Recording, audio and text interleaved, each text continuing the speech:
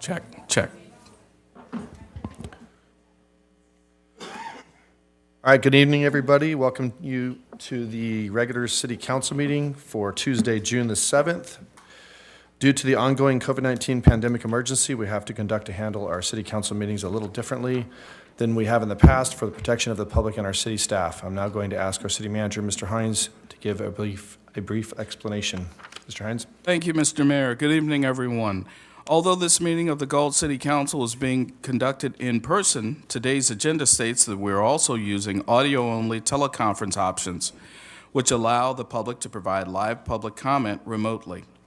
Members of the public may use the Zoom link described in the agenda to enter the webinar via audio only, and they should be able to use the raise their hand feature option when the mayor announces the time for general public comment or when a specific agenda item is called, if your comment concerns an item on the agenda. Attendees should also see a lower hand feature if they change their mind and do not want to speak.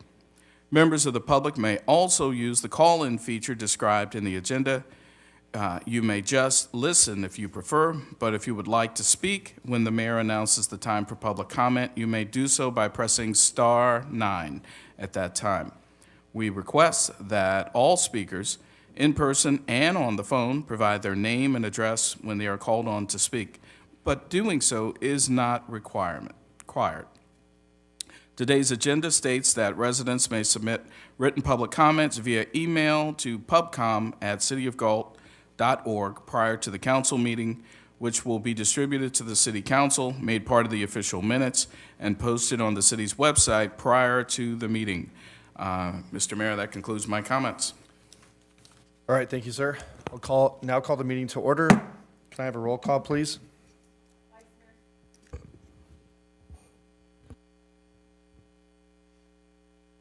Just one. There it goes. Vice Mayor Sandu.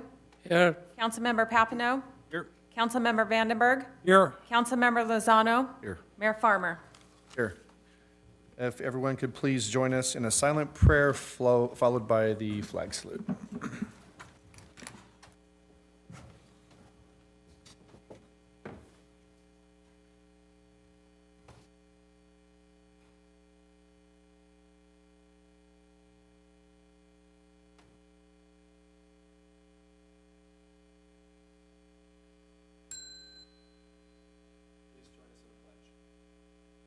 Allegiance to the flag of the United States of America and to the republic for which it stands, one nation under God, indivisible, with liberty and justice for all.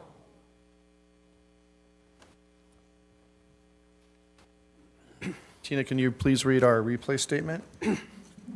This meeting of the Galt City Council will be cablecast on Metro Cable 14, the local government affairs channel, on the Comcast Consolidated Communications and AT&T Uverse cable systems.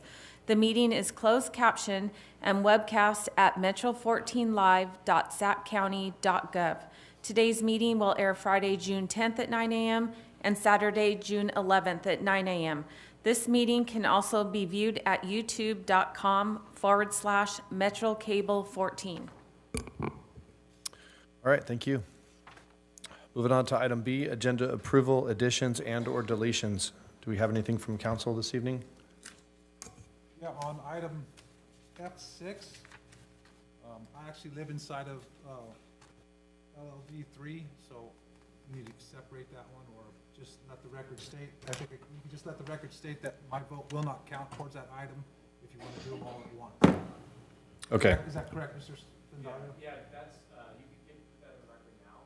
I would also recommend that we get that item. Oh, I'm sorry. That's fine when the mayor reads the consent calendar, you can announce the conflict.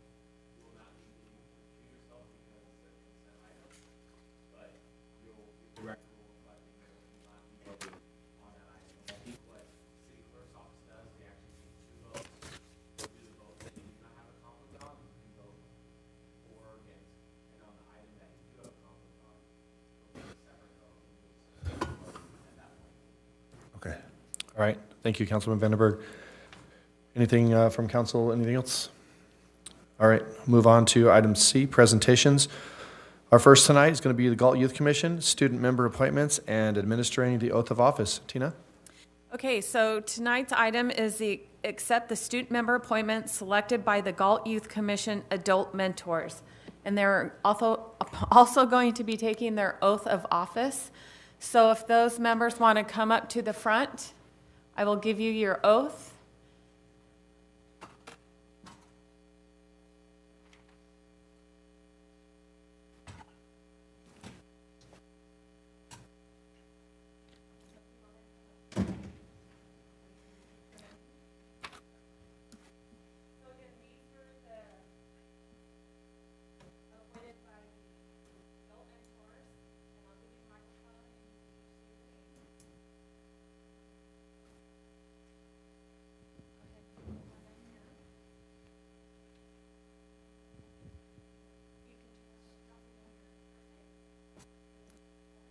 Hi, I'm Karina Lalian. I'm a ninth grader at Galt High. I'm Alexia Bulian. I am also a ninth grader at Galt High. I'm Kason Jones, and I'm going into my junior year at Galt High. I'm Mikey Booksy. I am going into my ninth grade year at Liberty Ranch High School. Hello, my name is Alexa Merlo-Cuevas.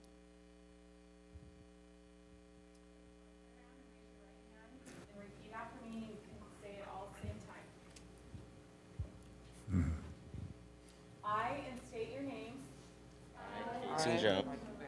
do solemnly swear Solemnly swear that I will support and defend to support and defend the Constitution of the United States the Constitution of the United States and the Constitution of the State of California and the Constitution of the State of California against all enemies, foreign and domestic, against all enemies, foreign and domestic. that I will bear true faith and allegiance Bear true faith and allegiance to the Constitution of the United States to the Constitution of the United States and the Constitution of the State of California, and the Constitution of the State of California. that I take this obligation freely Take this obligation freely without any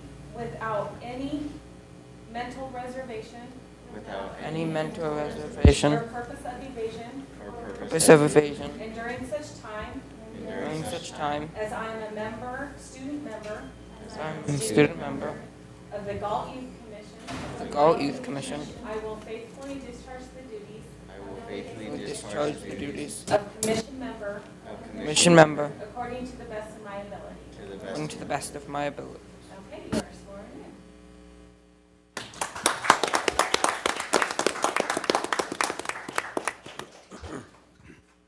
Congratulations to each of you, and I want to thank all of you for wanting to be a part of your community and volunteering for this position, or applying for the position.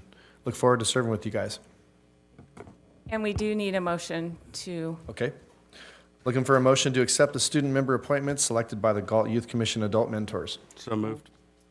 Moved by Councilman Lozano and seconded by Vice Mayor Sandu. Can I have a roll call, please? Vice Mayor Sandu, Aye. Councilmember Papineau, Aye. Councilmember Vandenberg, Aye. Councilmember Lozano, Aye. Mayor Farmer. Aye. Accepted 5-0. Okay, the next item is the Galt Youth Commission Annual Report. And we have a couple members here to get that report.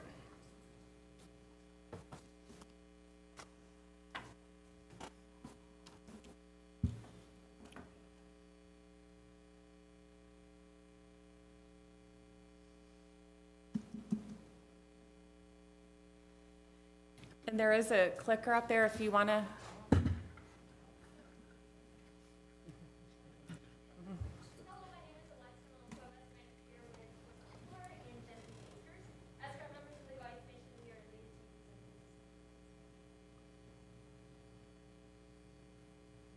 Do you want to turn the side button? Is the side button on?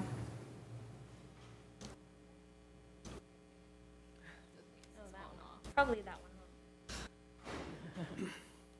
one. The commissioners for this year are Alexa Merlo-Cuevas, our amazing chair, Genevieve Akers, vice chair, Isabella Sosa, secretary, Star Enriquez, treasurer, Damaris Ramirez, publicity chair, Lauren Karen, Fundraising Chair, Joshua Culler, Sergeant of Arms, Alexis Gold, Council Liaison, and me. I'm a Commissioner, but I'm just as fun.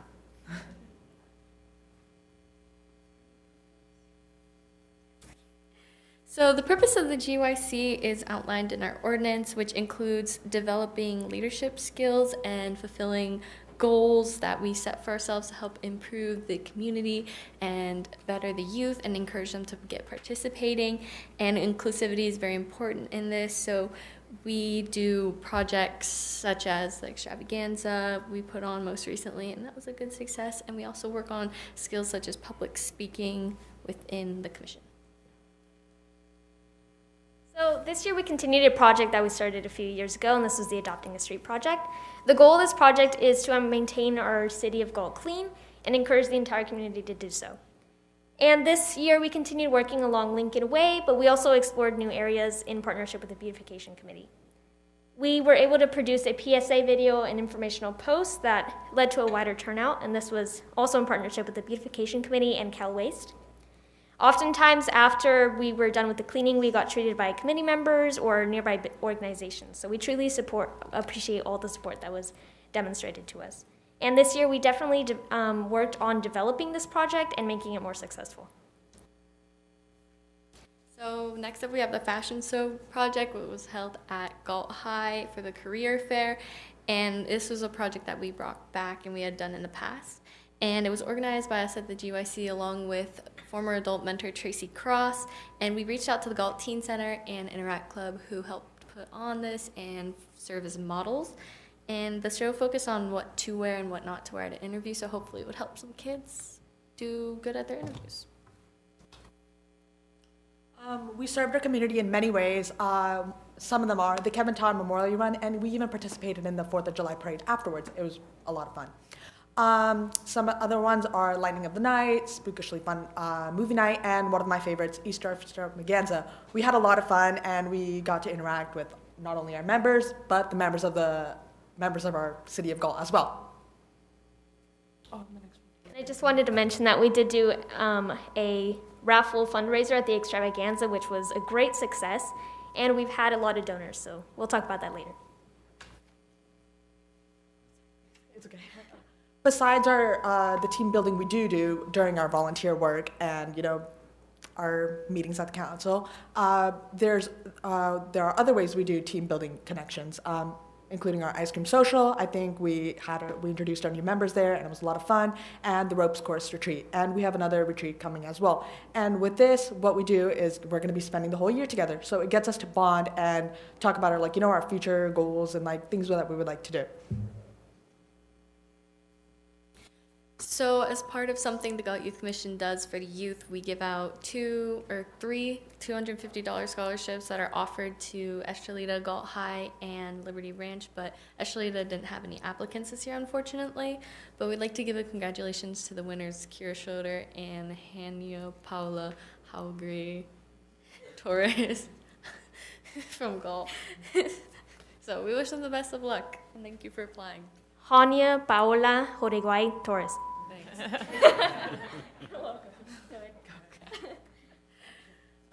As far as skill building goes, we really learn skills that can be transferable to the real world situations, and through projects like Adopting the Street and Easter Extravaganza and other projects we've done in the past and hopefully we'll do in the future, we definitely build the skills like leadership, personal strengths, team building, and responsibility. It's really important to learn responsibility because when you're taking on so many projects, you have to be really kept with your time and manage it well. And adult mentor Lisa Klotz, who's sadly going away this year, has given us lessons of leadership at the beginning of each meeting, and those have really helped with all around. And of course, we would like to give a big thank you to all our supporters this year. We had our amazing adult mentors who really helped us grow as individuals, but also as team members. We had our City Council Representative, Sean Farmer. We had Lisa Klotz, Jessica and Matt Hill, Talon Harris, and Paige Lamson. And we just wanted to give a huge shout out to Lisa, who, as mentioned recently, is going to retire this year. And we've really appreciated her huge support for the Galt Youth Commission, as she's been with us since the commission started, I believe. And she's just been a big asset to our team. So we really are just grateful for her assistance, and we wish her a really happy retirement. And of course, this year, as mentioned earlier, with our extravaganza event and other events, we had many supporters and new donors that I would just like to commemorate. Just to name a few, we had a lot of helpers. We had the Beautification Committee, Rotary, Cal Waste, the Galt Herald, the Coffee Shop Bakery, Tracy Cross, the A through Z Foundation, Barbara Welch, Roxanne Babcock, Kiwanis, Laheim, Brewsters, BMW Oak Grove, Galt High School, and Liberty Ranch High School. And of course, we had many, many others. So we really appreciate all the support that we got this year.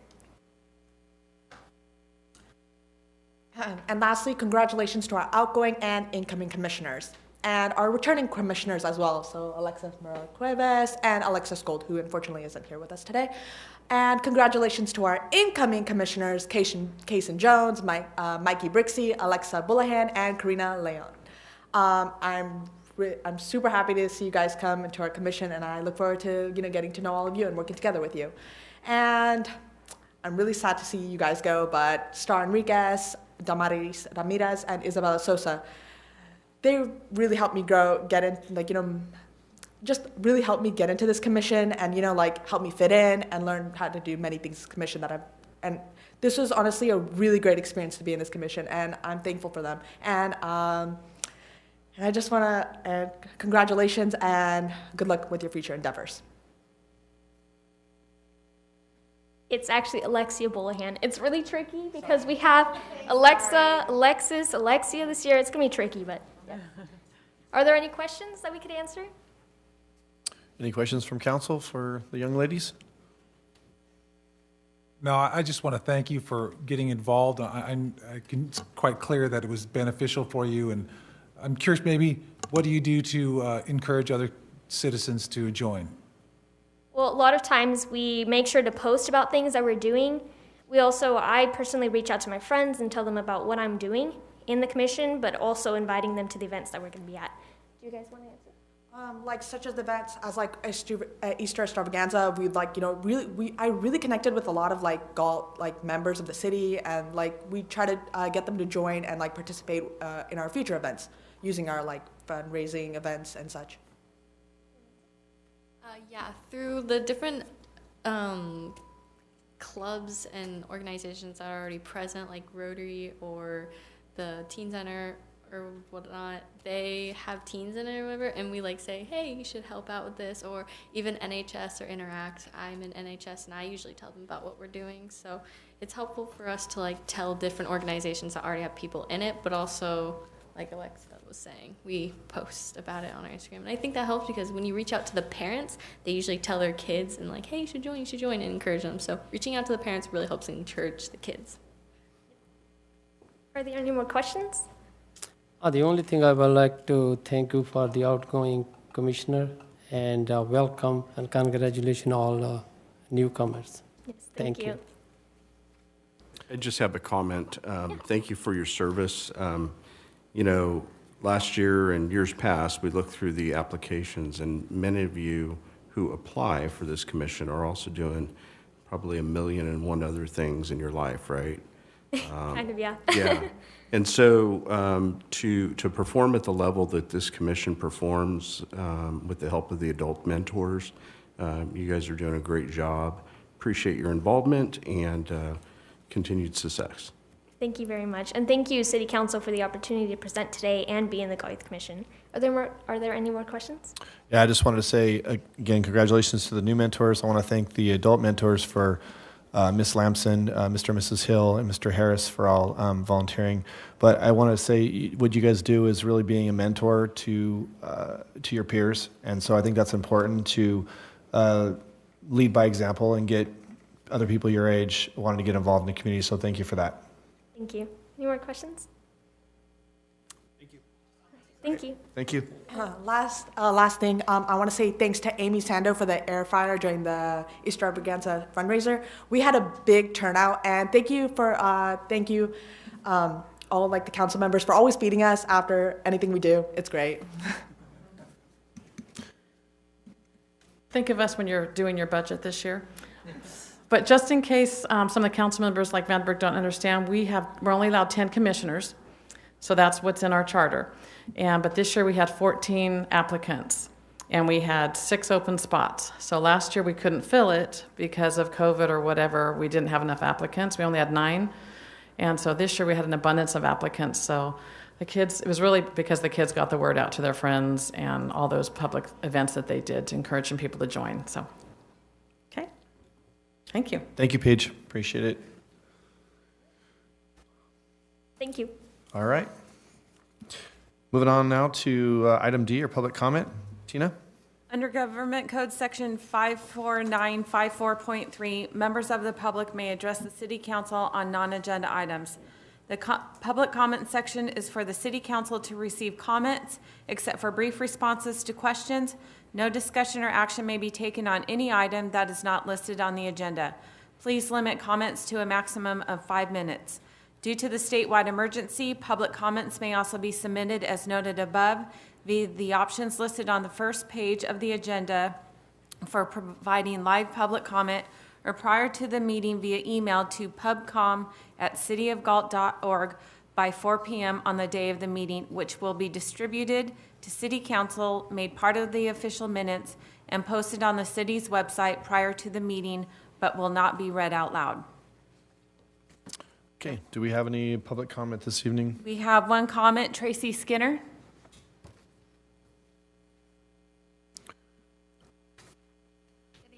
I'm on the elementary school board, but I'm also here tonight just as a parent and community member. And since you guys are going to be talking about your budget, I'm hoping that you can keep in mind, just in light of recent events, any funds that we could, be set aside for school safety, possibly more SRO officers, I think would be really beneficial. And I know there's Measure R funds or general fund, but if you guys could keep that in mind when you're looking at your budget, it would be much appreciated. Thank you. Thank you, Tracy. Do we have any additional public comment? No other public comment. Okay. Any, we're still taking comment online too, right?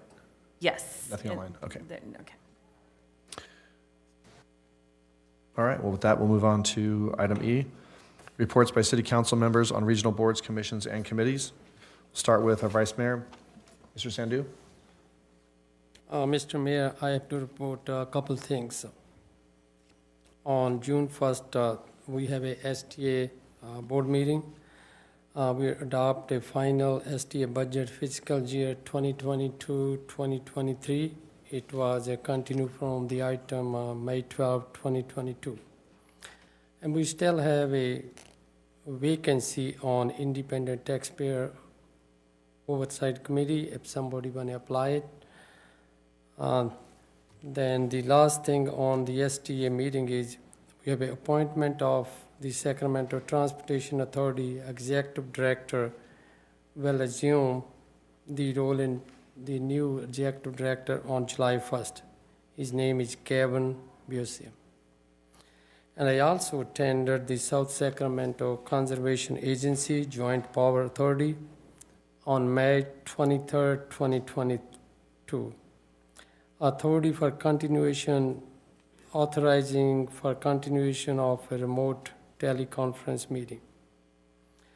We also adopt a resolution adopting the Sacramento Habitat Conservation Agency fiscal year 2022-2023 budget item. And that's all, Mayor. Thank you. All right, thank you, Vice Mayor.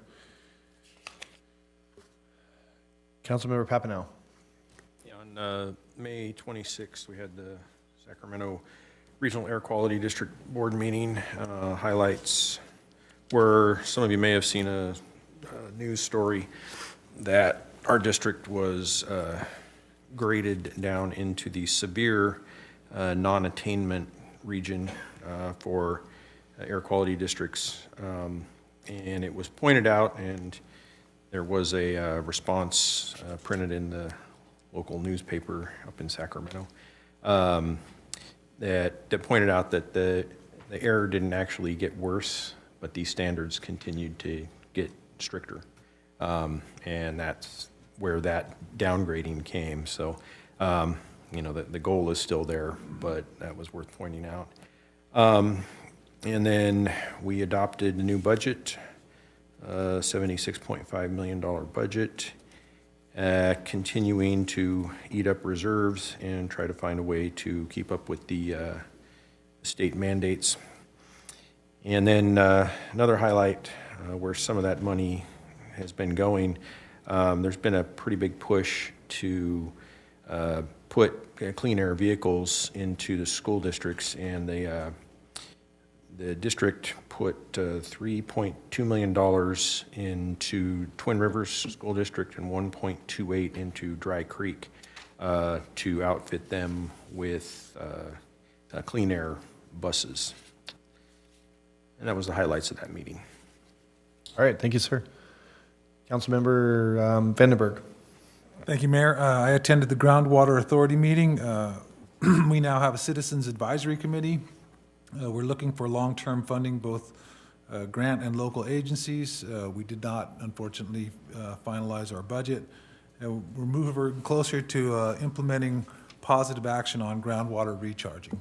That was the extent of it. Thank you. All right, Councilman Lozano.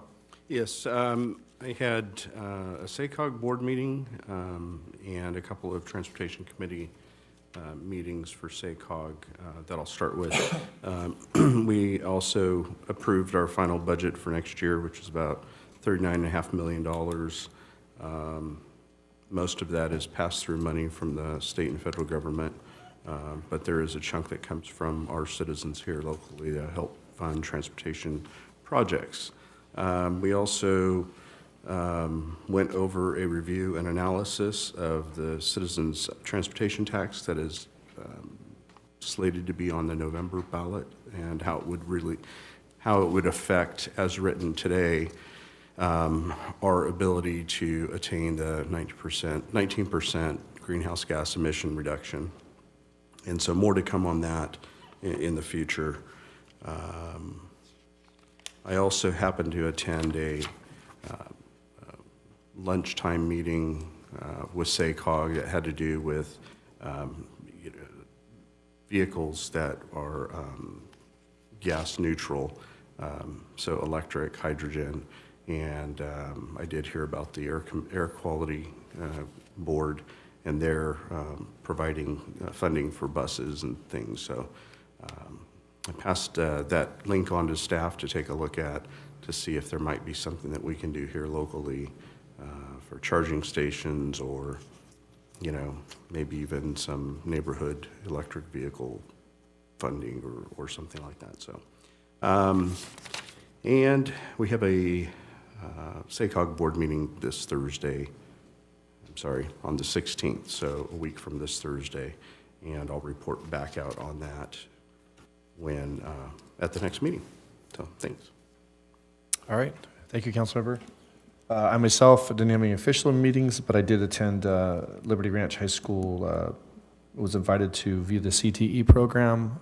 Vice Mayor Sandu also attended, and we met with some state and regional leaders and people that were involved in that. Took a look at those programs, pretty phenomenal. So I appreciate the invite from Superintendent Pettis. And with that, we will conclude our reports from commissions and committees. Moving on to our consent calendar. It is recommended that items 1 through 9 be acted upon simultaneously unless a separate discussion and/or action is requested by a council member. Is there anything from council? So as I jumped the gun earlier, but for item 6, I believe it is, F6, let my vote, or let the record show that my vote will count for items 1 through 5, 7, 8, and 9, but not 6. Okay, Councilman, we'll do them separately, I think. Do I have anything else from council on the consent calendar? Okay, well, with that, I will be looking for a motion to approve items 1, 2, 3, 4, 5, 7, 8, and 9, and they are the minutes of the regular meeting for May 17th, 2022. Item 2 is receive and file warrants for a period ending May 26th, 2022. Item 3 is a city council meeting of July 5th, 2022, and the canceling of these meetings for July 5th and August 2nd of 2022. Item 4 is the C Street Enhancement Project, CIP 520F, Notice of Exemption from California Environmental Quality Act. Item 5 is going to be the approval of Senate Bill 1 annual project list for fiscal year 22 through 23. Item 7 is going to be the implement shortage level 2 of the city's water shortage contingency plan. Item 8 is the authorization to purchase the vacuum/water truck in the amount of $743,356 plus additional sales tax and licensing fees.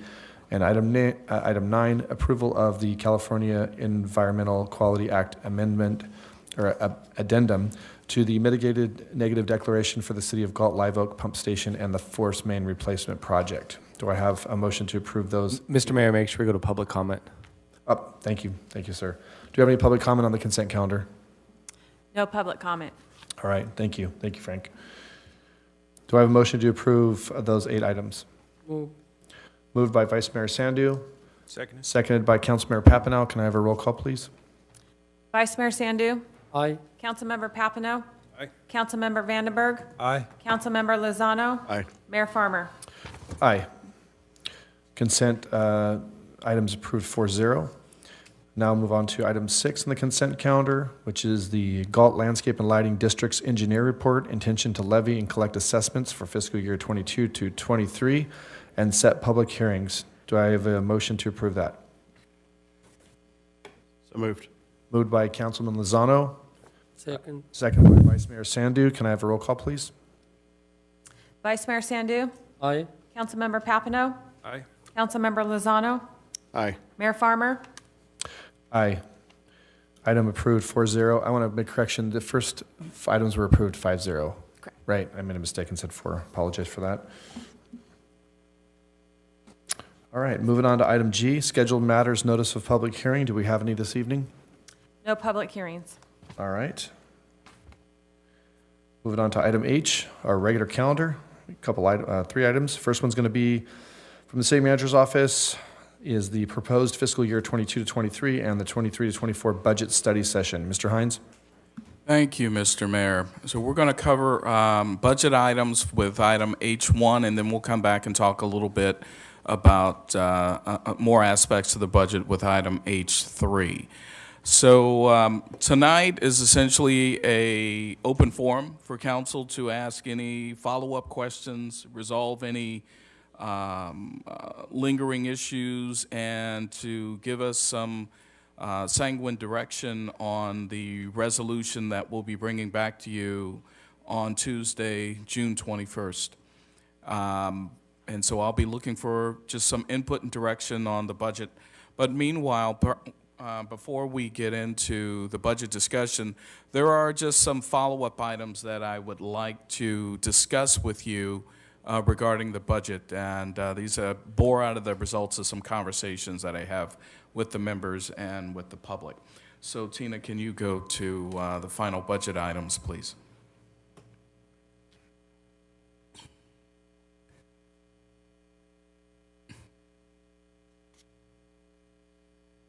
Alrighty. So the first thing I wanted to present to the council and to the public, and go ahead, next slide, please. The results of the Get Involved Galt community survey that's going on right now. We so far received 501 survey responses, and just letting folks know that the big items are retaining and attracting qualified police officers, maintaining 911 emergency response, preventing property crimes, protecting clean local drinking water sources. And so these are sort of the items that we're testing right now. Wanted council and the public to see how all of them are faring. All of them are pretty strong. And I wanted to also let the public know that these preferences, these items are also built into the biennial budget. And so all of these items are being funded in one way or another. So I wanted council to see that. Next slide, please. You can go to the next slide. Next slide. Next slide. Thank you. And so the other issue that I wanted to put before council is the issue with the commissions and committees. And so there are 3 commissions and committees that typically have requested funding. The Beautification Committee last received funding during the 2018-2020 fiscal year, totaling $3,340. In 2014-16, they were provided with $3,150. COVID happened during the years 2021, and so they were not provided funding during that time. The current revenue balance, or the current revenues that the committee has access to, is zero. The next group is the Commission on Aging. Last received funding for 2018 through 2020, totaling $9,100. In 2015-2016, they received $1,700 or $1,800, and the current revenue balance that the Commission has access to is $2,099. Next slide, please. And then there's the Galt Youth Commission, who we just saw, and they last received funding for 2018-2020, totaling $5,000 over that biennial year. Prior to that, they received $2,500 during the 2016-17 fiscal year. Their current revenue balance, and a lot of this has to do with their fundraising activity, is $7,420. So the question I have for council is, the Commission on Aging has approached council with a budget that allows them to do certain programmatic functions and allows them to, and is requesting additional city funding, and they would use that along with the grant funding that they have leveraged for various functions. My question to council is, do you want me to reach out to the Youth Commission and the Beautification Committee and ask them to submit a budget request as well? Council? I had one question back to Commission on Aging. They had or have grant funding coming from SMUD? Oh, yes, they have grant funding coming in, and I think Director Solis can elaborate on that. Yes, thanks. Thank you, sir. Good evening, Mayor and City Council. Yes, they received a $3,500 a year for 3 years from SMUD starting this fiscal year. So in July, they'll get another $3,500. We've received the first installment. So that's not reflected in the $2,099 that they currently have No. in the bank? No. No. Okay, thank you. So I did not reflect any of their current budget requests in the numbers that you see before them because it is still a request. Right. Yeah. What was the request that they asked for? No, it was more than that. It was, forget. I believe it's closer to $5,000 is what they were asking for. If I don't have that number exact, but I believe it was in that $5,000 range because I knew the SMUD grant would cover the things that they wanted to do, and that's where we felt that it was more appropriate. I just asked because if they have 2,000 and they're going to get 3,500 more, that would be 55. So if they have if their needs are 5,000, I'm just curious why they would have asked for budget allocation, unless it was not 5. I don't know. As I remember, the meeting and the request was that they wanted us to consider the $5,000 outside of their grant opportunity, and so the money that would have they were requesting would set aside the $3,500 per year for 3 years. Personally, I would look forward to supporting the Commission on Aging, but I think it would be nice if we actually had a monetary value to vote on instead of just an unknown value.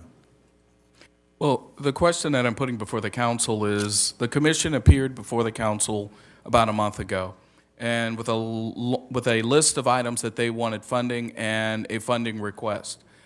And so they essentially have placed that in front of council for their consideration. My question to council is, do you want me to give the same opportunity to the Beautification Committee and the Youth Commission? So we have some equity to the equation. I think I would support, in all fairness, we should. I would be supportive of doing some sort of baseline number for all the commissions. I think, like, for example, the Youth Commission, they have the ability to really get out there and fundraise. With the beautification, and not to say that these commissions couldn't do something, but it's less likely that maybe beautification or Commission on Aging would fundraise just based on history, whereas Youth Commission's more active in that. But I think that they would all be deserving of some sort of baseline. I'm looking at numbers. Looks like the Galt Youth Commission was given $2,500 in previous years, and then there was the beautification was given $3,000, and the Commission on Aging was given $17,000. So I mean, thinking maybe like some kind of medium in there. I would be supportive of, like, maybe we could see if we could give each committee and commission like $2,500 or something, but unless they don't ask for it. But again, I don't know. That's just my initial thoughts. I'd like to hear from the rest of council. I'd like to see, if they desire to put in a request, I'd like to see it come with somewhat of a line item and a justification for the amount that they would request. Great. Isn't that typically how it's done? That's typically how it's done. However, the commission submitted a memo that it takes more the form of talking points, and it's not really a budget proposal. I did find the talking points. They were asking for a total of $6,150 outside of the grant funding that they received, and there it was for a number of items, quarterly lunches, fundraising activities. There's just a number of items in here, and I would prefer, just my preference, is that if there's a budget submission or budget request that comes before the council, that be clear and concise and consistent amongst the commissions and committees. And that way, everything is looked at in a sort of an apples-to-apples format. And so that's the question I'm asking. I agree with you, and I agree with Mr. Pompano as well. The Commission on Aging came and gave a passionate plea of why and what they want to use the money for, so I would be supportive of that, but we have not heard that from the other two items, so you just want some kind of justification for spending. Could we, sorry, go ahead. And at the same time, I'm going to piggyback Mr. Berenberg, because if any organization need anything, they have to address, they have to bring the request. And I also agree with the mayor. These organizations may be very close, whatever we can, 2,000, between 3,000, whatever we can afford in the budget. Okay. And Mr. Mayor, if I may, I just got word from the city clerk, who's my historian, that apparently during the rough times that we had financially, the ability for the commissions to come before council was somewhat deferred because we were going through tough financial times. And so my question to you all is, do we want to reinstate that practice, but again, have a little more clarity and make sure that the budget submissions are pristine, so to speak? Yeah, I think obviously they have to present what they're come with the budget, and it has to be very, it has to be structured and say what they're going to use the money for and so on. Correct me if I'm wrong, Tina, I think there wasn't like a certain amount, there might have been like a cap, but different commissions came and asked for different monies, right? Yes, they were given an opportunity around April or May of each year to bring their proposals forward, submit it to City Council. City Council Right. either gave the amount they requested, a portion of it, whatever they felt was right. Right. So if we did something like that, but maybe, was there a cap? Do you remember? I believe it was capped at 10,000 maybe. Well, I don't think they're ever going to ask for that much. I know, but that was what I think in the past. I would be supportive of bringing that program back, but with some sort of reasonable cap. I think. I mean, based maybe historically, we can figure out what the cap should be, and then maybe go on that. Just to be fair, but that's just my input. I would recommend just throwing a number out there, maybe 4,000 per committee. Well, I mean, looking historically, I mean, what were the numbers that were? It's hard because we only got Yeah. well, 16 and 17 in some of these, yeah. Right. I'm just looking for a place to start. Yeah. And then, as the year goes on, and if there's a need from the commissions and committees, council always has the ability to provide more funding to them as Well, it looks like last time funding was given to the Youth Commission in 2018, it was $5,000. Commission on Aging last received 9, which was pretty high, and then beautification got 3,300. I think 5 is a happy medium. I mean, but that's just me. I think 5 is an even number. It's probably very likely that you're not going to get the commission's ask for all that. A lot of them are going to be lower, so I don't foresee us having to give out 5 to all the commissions. Okay. That's just me. Other people, council? Just looking for some sort of informal consensus so I can give them some general direction. I think 5 is fine, very close. Okay. And I will make sure that they all know that you have to justify. Yeah. If you ask for 5, we need you to justify that. Well, I could support that if it's justified. I don't want to just pass it out willy-nilly. Well, I mean, justified meaning that they present a budget saying what they're going to do it, not, I just want to be clear on what the word justifies means. It's a subjective term. Justified means that for every dollar that's being spent, we need to know what project, what outcome, and the purpose of the spending. Because these commissions and these 3 commissions and committees are intended to enhance life here in Galt.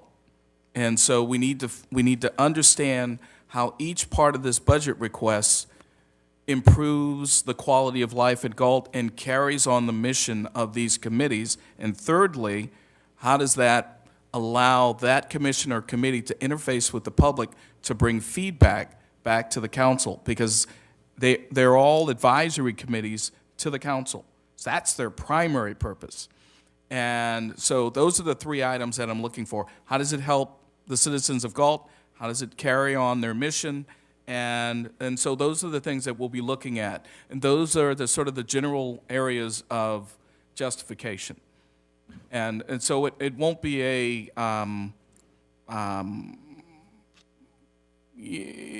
very intense process. It just needs to pass those 3 sort of tests.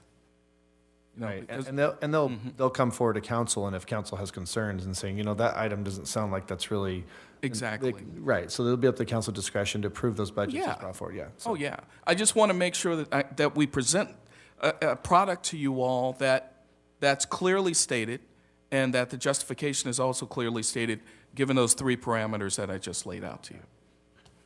Any concerns? Everybody fine with what Mr. Hines? Okay. Okay. So generally a $5,000 cap, those 3 parameters, and so we'll get word out to the commissions and committees, and given the tight time frame, we will also help them, put their proposals together. Clerk Hubert, if you could go to the next slide, please. So another item that we had a previous discussion about was upgrading our Christmas tree lights. And we had not built this into the budget because it was still an item for discussion. But my thinking is that we still have access to one-time ARPA dollars, and clearly there was a need or a desire for an upgrade in our Christmas decorations that we heard with the last holiday. And so Armando Solis and his team provided a number of options. And Director Solis, do you want to go through the slides?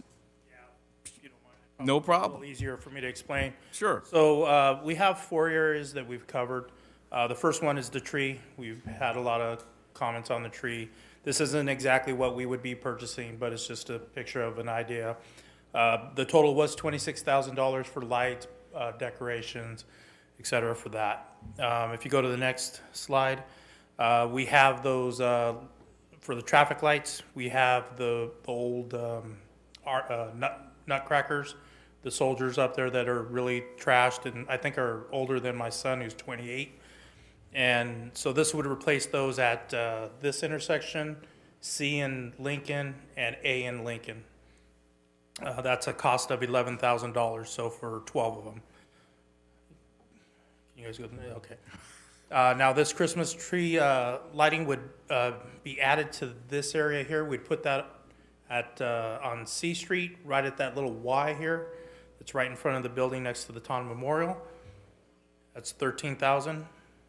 And then this would be placed at Cibola Hills, at Cibola and Lincoln. We would remove the candle light sticks that were up there that people keep complaining about that are tacky. So we would do a big area right there on Cibola Hills as they enter. So we'd hit both entrances into downtown, Lincoln and Cibola, and C Street and Civic.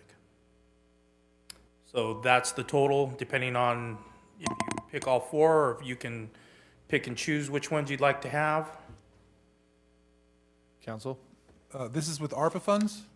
That's the recommendation, sir. Okay, and then I just want to double check, be clear. And then, so this would be the end of those candles?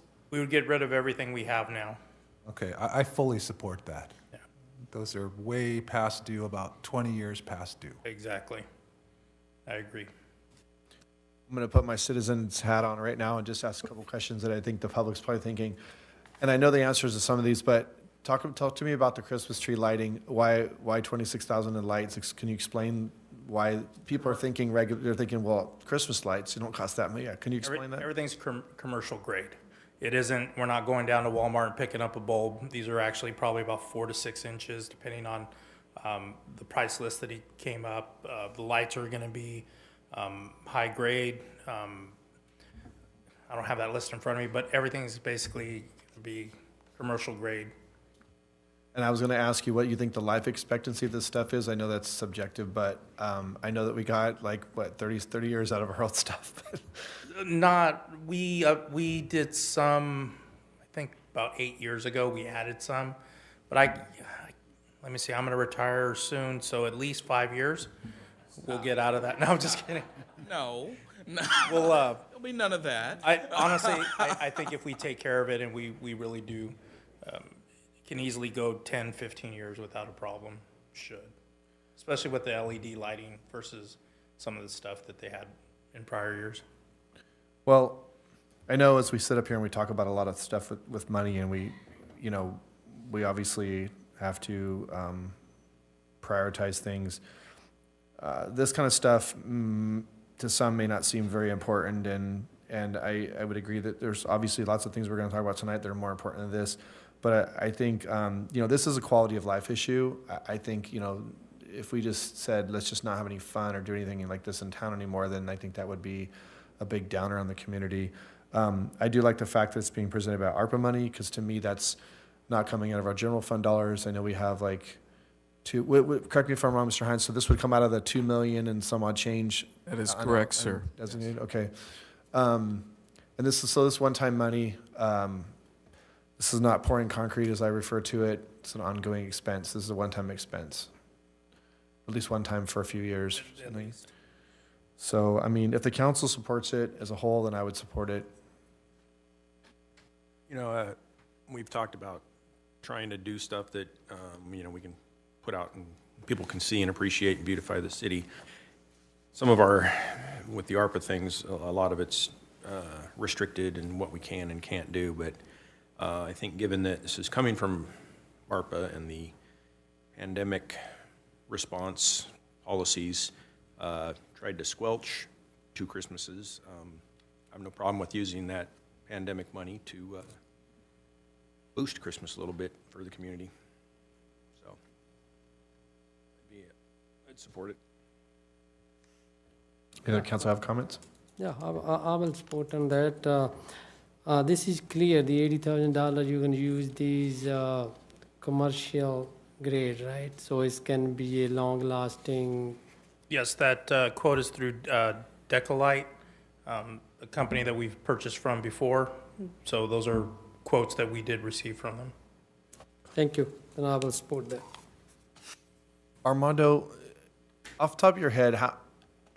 How many times or how long ago do you think you guys came and asked to upgrade these decorations and stuff? Have you ever done that before? We have, Steve Rudolph was the interim city manager, and he's the last one who approved any money for it. Okay.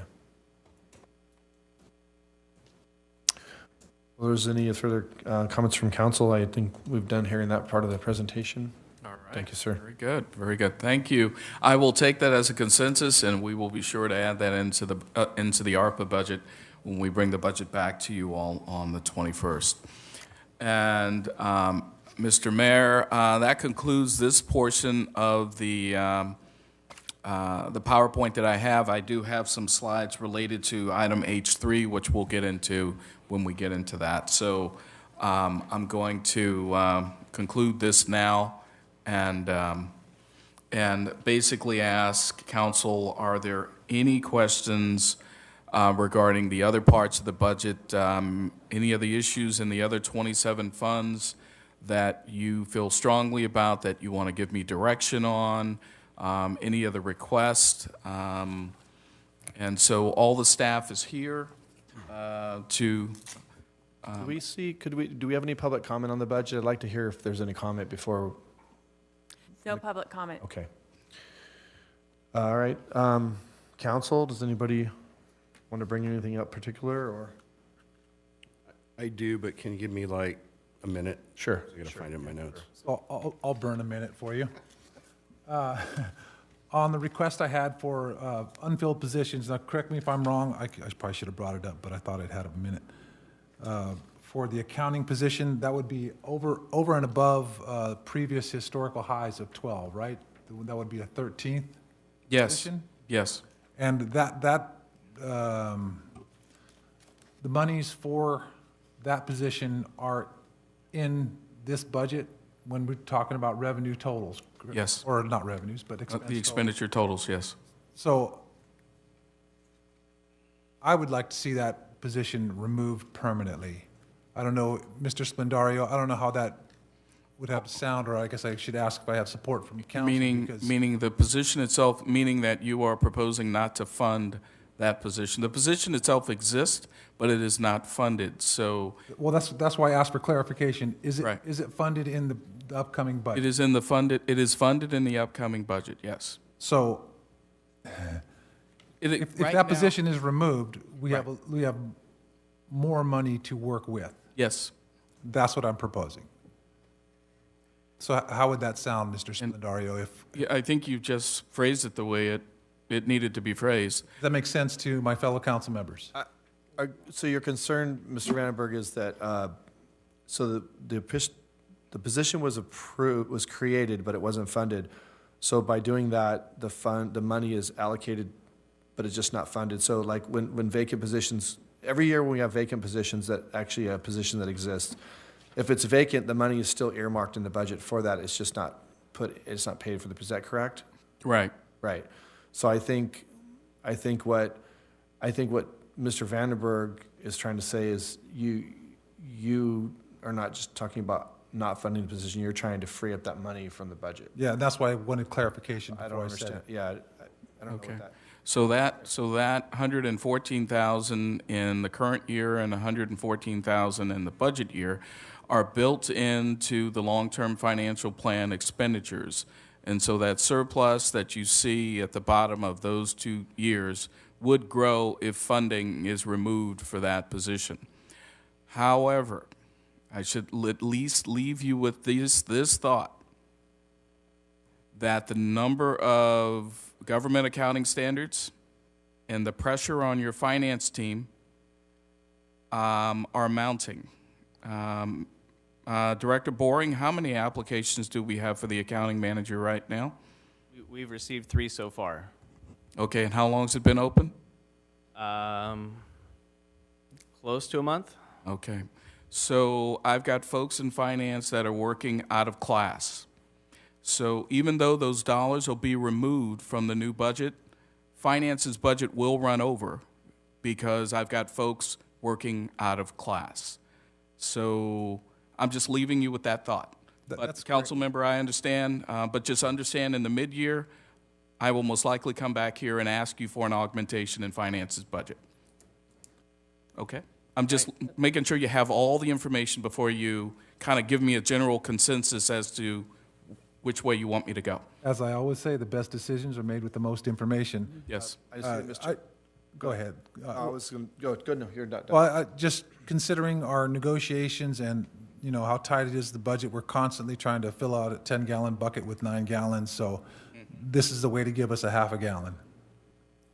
Go ahead, Mayor. I was going to say, I see that Mr. Boring was going to say, so I was going to let the Vice Mayor go first, and then Mr. Boring, if you had a comment. Yeah, you know, on this senior accountant position, I do have a concern.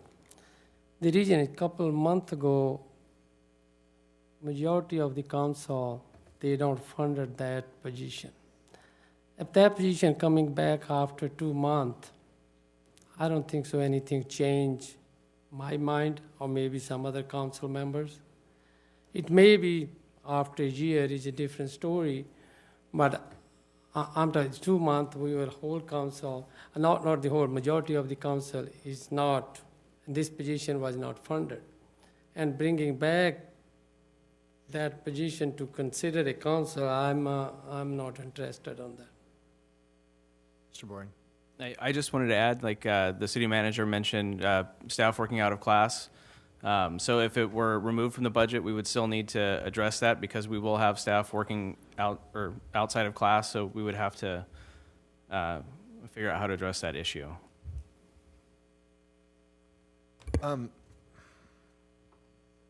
I think, I mean, I would only like to share just my thoughts from when we talked about this before. It's, I mean, I think Mr. Hines in the finance department laid out a pretty, you know, I don't know what the word I'm looking for is, a pretty clear, you know, they're trying to justify it. We had some things that they needed to take care of. And so I understood those reasons. Personally, back then, my thoughts would be that we went from a finance department that, you know, I recently looked at a document which was presented at my request, and I think all of us were given it, where it showed, you know, the positions of the finance department pre-pandemic through, actually probably pre my role in council, probably from 17, I think it was, and through. And I mean, our finance department is basically staffed at the peak of what it was. Well, except for the recent resignation of one of whatever, I forget her position was recently, Ms. Nguyen. But we were at the maximum. So we haven't even been at that many people since, I don't know, pre-2017 or something. So I think, you know, the council said at that time, we came back and there was a bunch of frozen positions that 3 of us here had done during the budget cuts of 18 or 19. And we put all those back in place. And so this was going to go over and above that. And I think there was just some concern at that point about going above and doing, like, again, I referred to, when I make a reference to pouring concrete, these are like things, you know, positions which are ongoing. These are not one time. This isn't buying Christmas lights. This isn't buying a patrol car and PD or something. These are things that are ongoing expenses. You create those. They come with strings attached. They come with PERS. They come with whatever. So you don't just, the reason they call it that is because you don't take them back. It's not easy to take them back. So I'm very cautious about things like that because we have the landscape thing. We were presented with some landscape options recently about what it would take to bring landscape, and we kind of talked about it, and then we didn't do anything about it yet. And so I feel like, you know, the finance department, we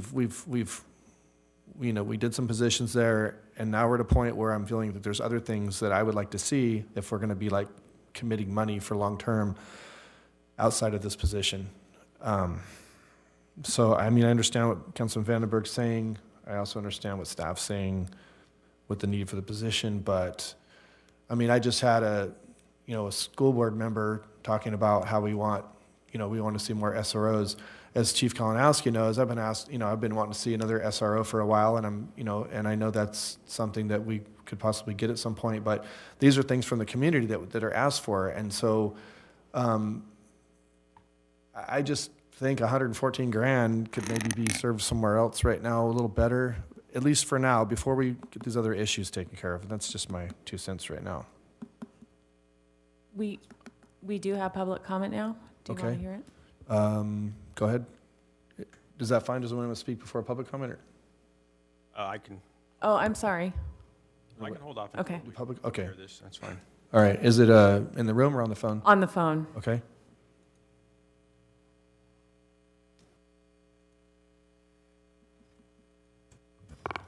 Mr. Sauter, can you hear us?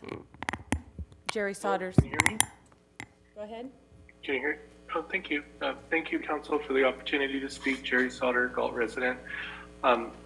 Thank you to the staff and everyone for the budget proposals. I just wanted to kind of give the citizen perspective as you're reviewing budget. Appreciate the council, trying to free up money for things and also balance the needs of the recommendations of city staff. But I know we have lots of residents that are concerned about some of the public facilities within the city, and especially following some of the social media things and also just driving by myself, the condition of some of our landscaping and some of our public parks as far as the maintenance there. So, I just think that, those kind of things are like gas prices. They're the very obvious things. So as citizens are hearing the council deliberate and have staff recommendations on budget, we're thinking about how do the parks look? What's the condition of our roads? What's the condition of our public facilities?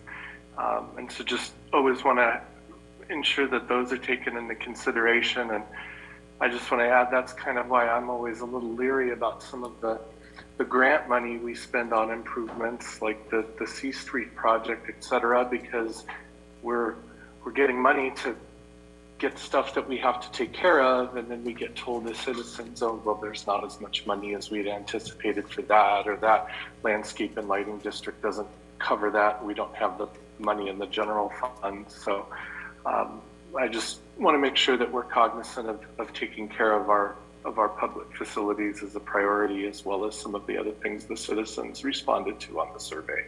Thank you. Thank you, Mr. Sauter. Mr. Papanow, you. So, with regard to that position, and I'm going to restate what I said when we discussed it before. To be blunt, our finance department leading up to 2018 drove us into that hole, frankly. We have righted the ship. We brought in city manager, director with the expertise. We've hired a consultant who laid out how we should be doing it. Through all that, we have a appreciable surplus. Not enough to cover the laundry list of things that we need to do, but they got us in the right place. And I know we want to, with all urgency, fix the landscapes and get all that stuff done. But in my view, this is the infrastructure that keeps us on the road to be able to fund all that stuff. So, I don't have a problem with this investment in the infrastructure to keep us getting more and more financially healthy so that we can do all these things.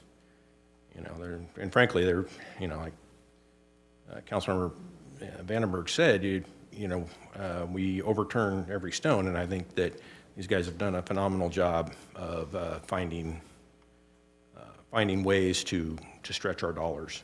So, I don't have a problem with certainly leaving the position in there, and a step further, I don't have a problem with funding it.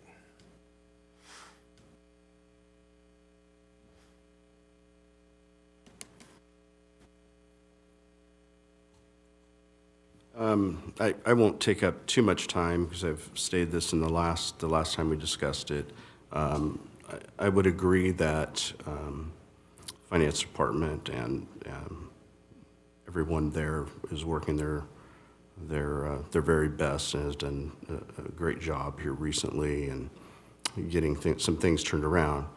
One of the things that hasn't been pointed out yet is that not only Was there some professional judgment used by our city manager in the finance department? But certainly an outside consultant was intentionally brought in to look at that to see that that was the appropriate way to move forward. But I want to bring everybody back to the last at least 3 independent consultants' reports. There were some things in there that were very bothersome for me, and I know the rest of the council, because we deliberated about it for a while. And a couple of those things were easily resolved after the fact. And one of my roles here is to ensure that I watch the public money and ensure that we're keeping up on our checkbook and making sure that that's balanced monthly or whatever other rules are out there that the standards set forth. But our consultant said, and our auditor said both, you need a position in place, the one we're talking about, to ensure that those things don't happen again. And I'll just remind everyone, our finance department is going to be working with the auditor here in about 30 days, beginning the process for our auditing our books for next year. Every year that I've sat on this council, we've had something to correct in that report, and I believe that part of that is, well,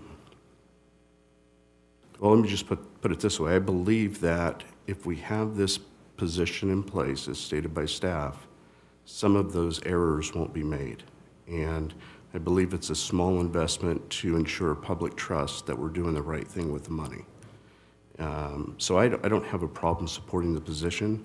I would hope that the larger issue, and I won't belabor this point, but the larger issue is that we can recruit for it.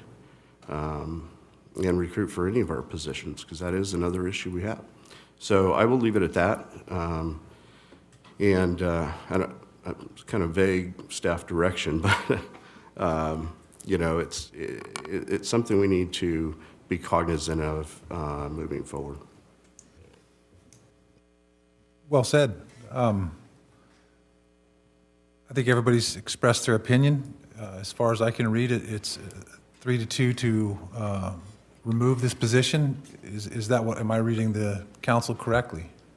Well, I want to circle back to Kevin and Councilman Papineau and Councilman Lozano's comments, and I acknowledge what they're saying, but I just want to say again that Mr. Hines came in and pretty much had the entire finance department was hired a bunch of new people and did what was needed to be done. We're 2 years in now, and when I say 2 years in, I mean we're 2 years in and we still have not fixed the root problem of what we were dealing with in 18.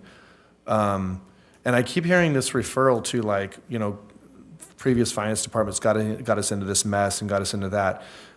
And I just want to state that I just get a little confused sometimes because I hear comments about that, which I agree with.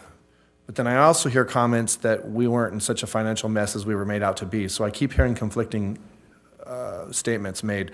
But what I would like to say with this position is, look, we brought back all the positions that we froze, and we have the finance department again at the highest level that it's been, and we're asking for additional positions. But yet we have yet to even address. I mean, we have some ideas being floated around, but we have yet to address the Parks and Rec budgetary issues and the lighting and landscape budgetary issues. And when I know we're stewards of city dollars and we want to make sure that, and you guys are right, but what I see here is, and this is what I feel like I hear from the people in the public whose money this is that we spend, is that, they're asking for things like, we want to see weeds get sprayed, and we want to see parks be back to a level that we saw before. We want to see, better. They want to see additional traffic enforcement. They want to see, things like I mentioned before, like the school resource officer. These are things that all could be done with that same money. I mean, I think we need to, what I see is the government wanting to spend more money on itself instead of spending money where the public's asking for it. I mean, I'm going to refer to this survey that was just showed to us. And again, I mentioned this the other day, but this survey, I can touch on several things in here that are mentioned in there, and I think that I would rather see the money. Heck, I'd rather see that 114 grand be put into the police department budget, and 50,000 of that help fund half of a school resource officer, and see if the school district would fund the rest, or take the, and then the other 50 go somewhere else. That's just my opinion. So for me, circling back again, the other thing that's really bothersome too is when something comes to the council, and we all have our deliberations in the council, and the council doesn't always agree. Clearly we're in one of those right now, but when the council makes a decision and we say this is what we want, this is what we do, I don't like the fact when something comes back 2 weeks later and they ask for it again, and then we kind of talk about it, and then it comes back again a third time. I mean, we were clear that we didn't want the measure funded. I know Mr. Vandenberg's asking for something a little different. But for me, I just have a problem with the fact that we're even back here talking about it. It's like if mom says no, we go to dad, and we just keep going back and forth. I mean, it's a no for me. I'm not funding that position tonight. I'm sorry. I would like to see other monies put to more important things. If we can take care of those things, I would be more than happy to support that position come midterm or come, March or February, whenever we're going to revisit this. But for now, I would like to see some other things that the community is asking for.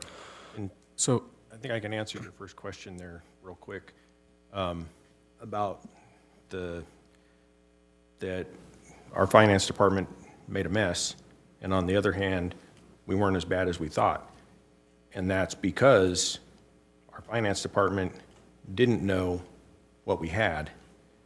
And I think if they had, and we've been functioning at the level that we're functioning at now, you probably wouldn't have had to make all those cuts in 18. So I think, those two things, in my view, can be true. And again, I think that taking care of our finance department allows us to take care of all of the other things. Not doing it as a trickle effect and doesn't allow us to take care of those things. So I have a consensus of 3-2 to remove the position. Okay. Any other issues? Thank you all for your comments. Any other issue? Oh, we have public comment. We have one more public comment online.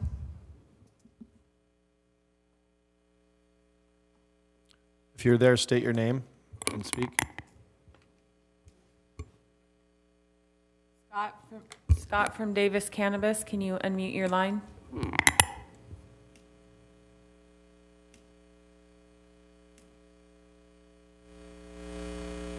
If you're there, Mr. Robinson, speak.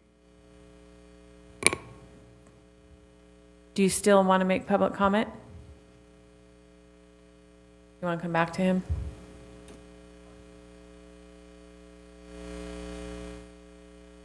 Okay, why don't we move on? Any other items? Yeah, Mr. Hines, I wanted to touch a bit again on the since we are talking about budget and we're forecasting in, and I've seen the budgets that PD presented and that were presented on behalf of Measure R, and I like a lot of what's in there. Most of what's in there, I don't have any problem with it. I see there's a lot of good resources in there, a lot of good resources. We have several things that have been asked for. I just would like to, again, to see if we could, I've been approached by school board members that are asking about, better school safety, and again, it circles me back to something I've been asking for 3 years is additional, an additional Measure R officer. It's a split position, so it's not very expensive for the city. It's 50 grand, it's a lot, but it's not 100.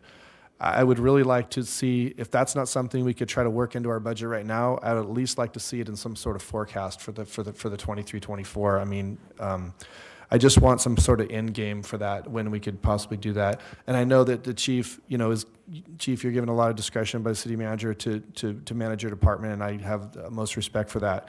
But I also think I have a duty as a council member to push forward things I hear from the community, and especially from elected officials on both school boards I've heard from, with this request. And so here I am, and I would like to have a discussion about that.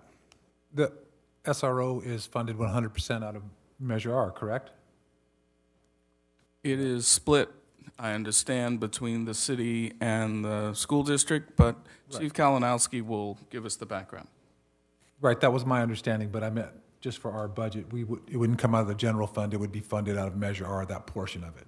Yeah, so currently we have 2 SRO positions, and when the Measure R position was approved by the voters, one of those positions was solely funded by Measure R. In that position, there's no reimbursable. The second position, which is the second SRO, is funded by Measure R, and then there's a revenue in the Measure R budget accounting for what the school district pays for that second position. But it's important for me to say the following. I still have 2 frozen police officer positions and a frozen dispatcher position to the tune of about $400,000 in the general fund that we need to address, because that fills positions like the second traffic officer and the 4th officer on swing shift and other things that are important for overall safety in the community. And we'll continue to work for that. Including those 2 frozen officer positions, I have 5 vacant positions. So we're getting there. But we'll see where we land over the next 60 or 90 days, whether that traction will stay or not. So if we added another SRO position, that's going to get in line behind the need to staff baseline patrol activities and make sure that I don't have vacant positions just burning overtime to fill a position. So it is a little bit of a balancing act. And sometimes we have filled positions, but I have long-term vacancies. We have one of those currently with Capri, and we could have others. So I could have the positions in play, but I lose 2 or 3 bodies at a time. That takes a hit. And so you've seen that with the traffic enforcement component that people have called for, and we're getting close to being able to have some traction on that. I think we just need to be methodical in the approach, and I don't discount the concerns about school safety because they are real concerns. The school district has a responsibility for school safety and hardening their facilities and paying those bills. I'm not so sure that the city is always responsible for the full burden of that.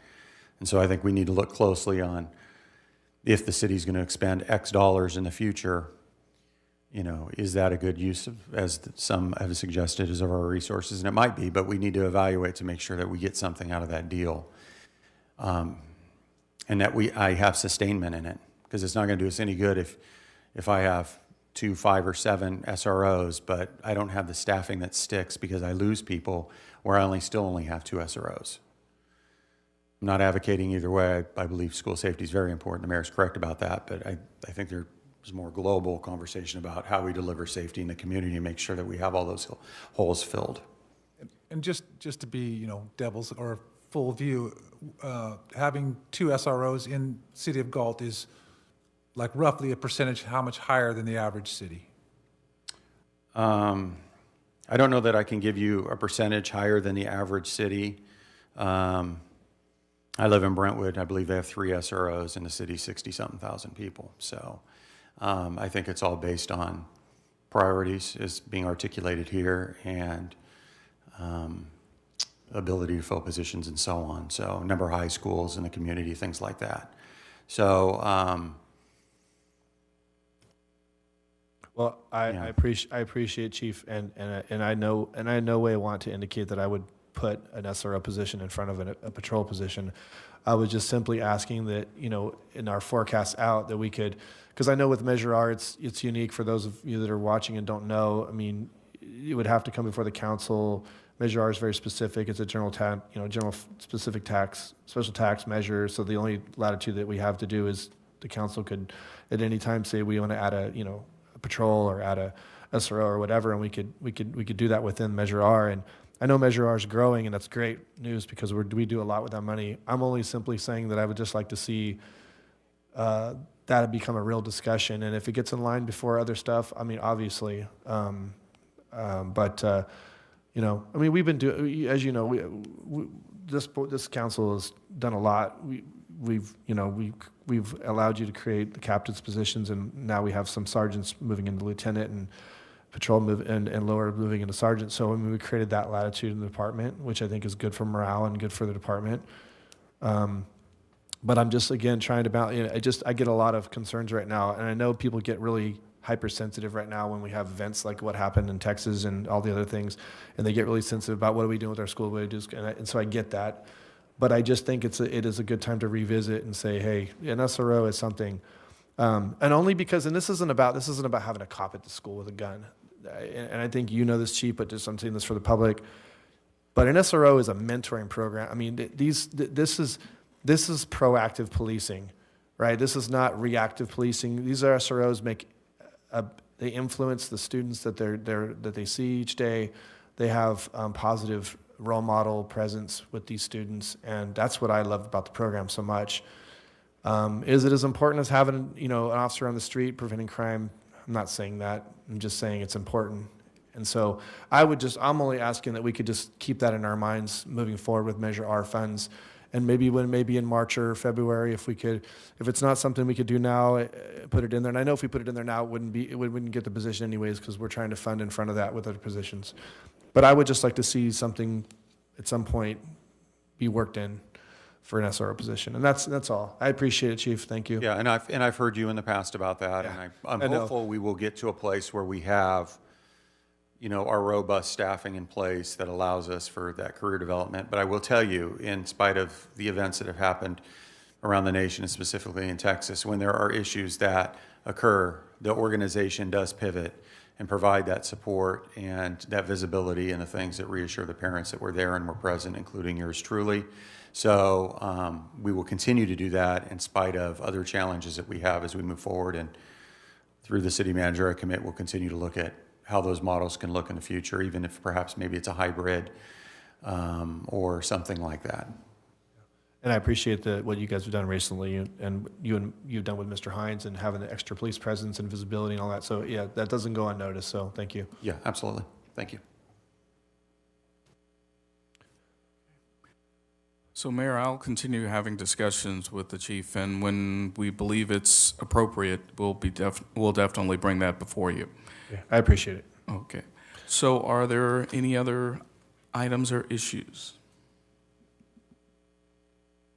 So just again, will we be, and I don't know where we left off, and maybe I'm just not, don't remember, but will we be visiting? I know we're talking about, the other things we're working on with ideas about lighting, landscape, fixing, and all that, but we did get a presentation recently about what it would take, what kind of money it would take with option, we had different options were presented for Mr. Solis, and I don't know where that got left off at. I don't remember where. Well, we had a good discussion. Parks' baseline budget for FY 22-23 is now sitting at about $406,000. I believe there's a staff report in $403,000, and so that gets us the level of services that we currently enjoy. In order to get to mowings every week and that sort of top tier service, there would be a need for another $500,000 annually in order to do that, and I think that tops $900,000. And so one of the things I would recommend is that we get through this budget process. But I have a long list of policy items that I wanted to put before council for discussion during August and September. Parks is at the top of that list. And so even though this discussion, and it was a great discussion, it is part of the budget discussion, but given the gravity of the situation, we've got to continue talking about this. The city has 21 parks. In my opinion, as the new guy, and that as money was available, we created more parks. And I don't know if there was any thought or reasoning about the long-term implications of the maintenance of those parks. And now we're in a situation where now we have to address it.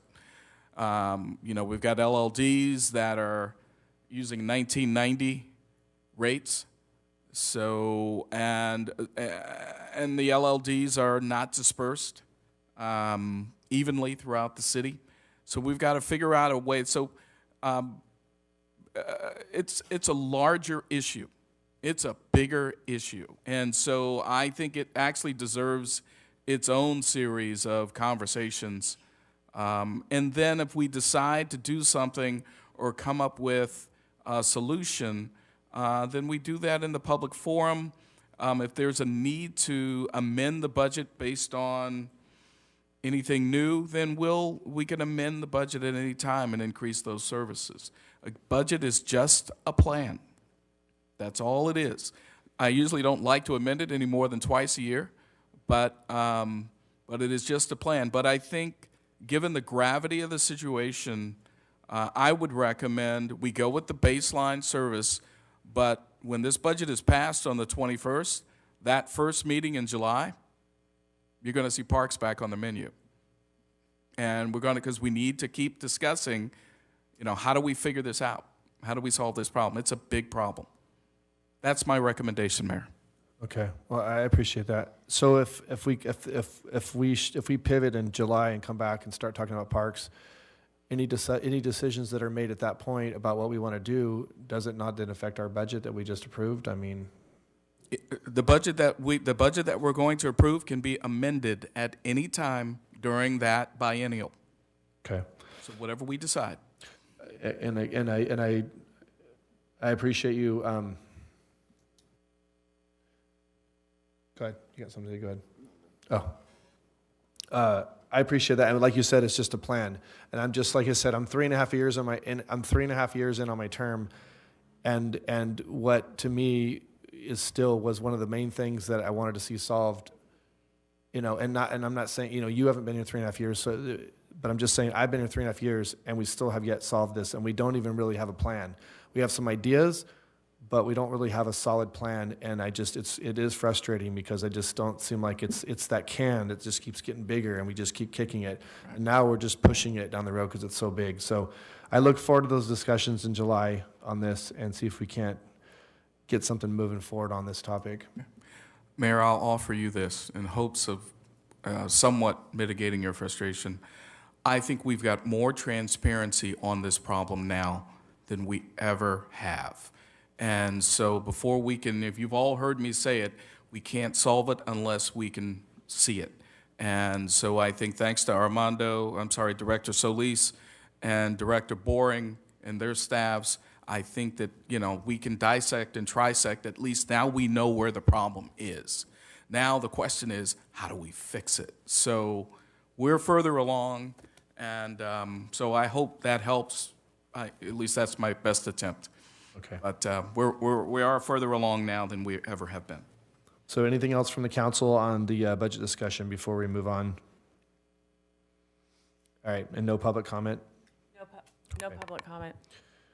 All right, we'll move on to item H2, discussion and consideration of the resolution establishing the COVID-19 nonprofit grant program and the appropriation of American Rescue Plan Act revenues to fund the program.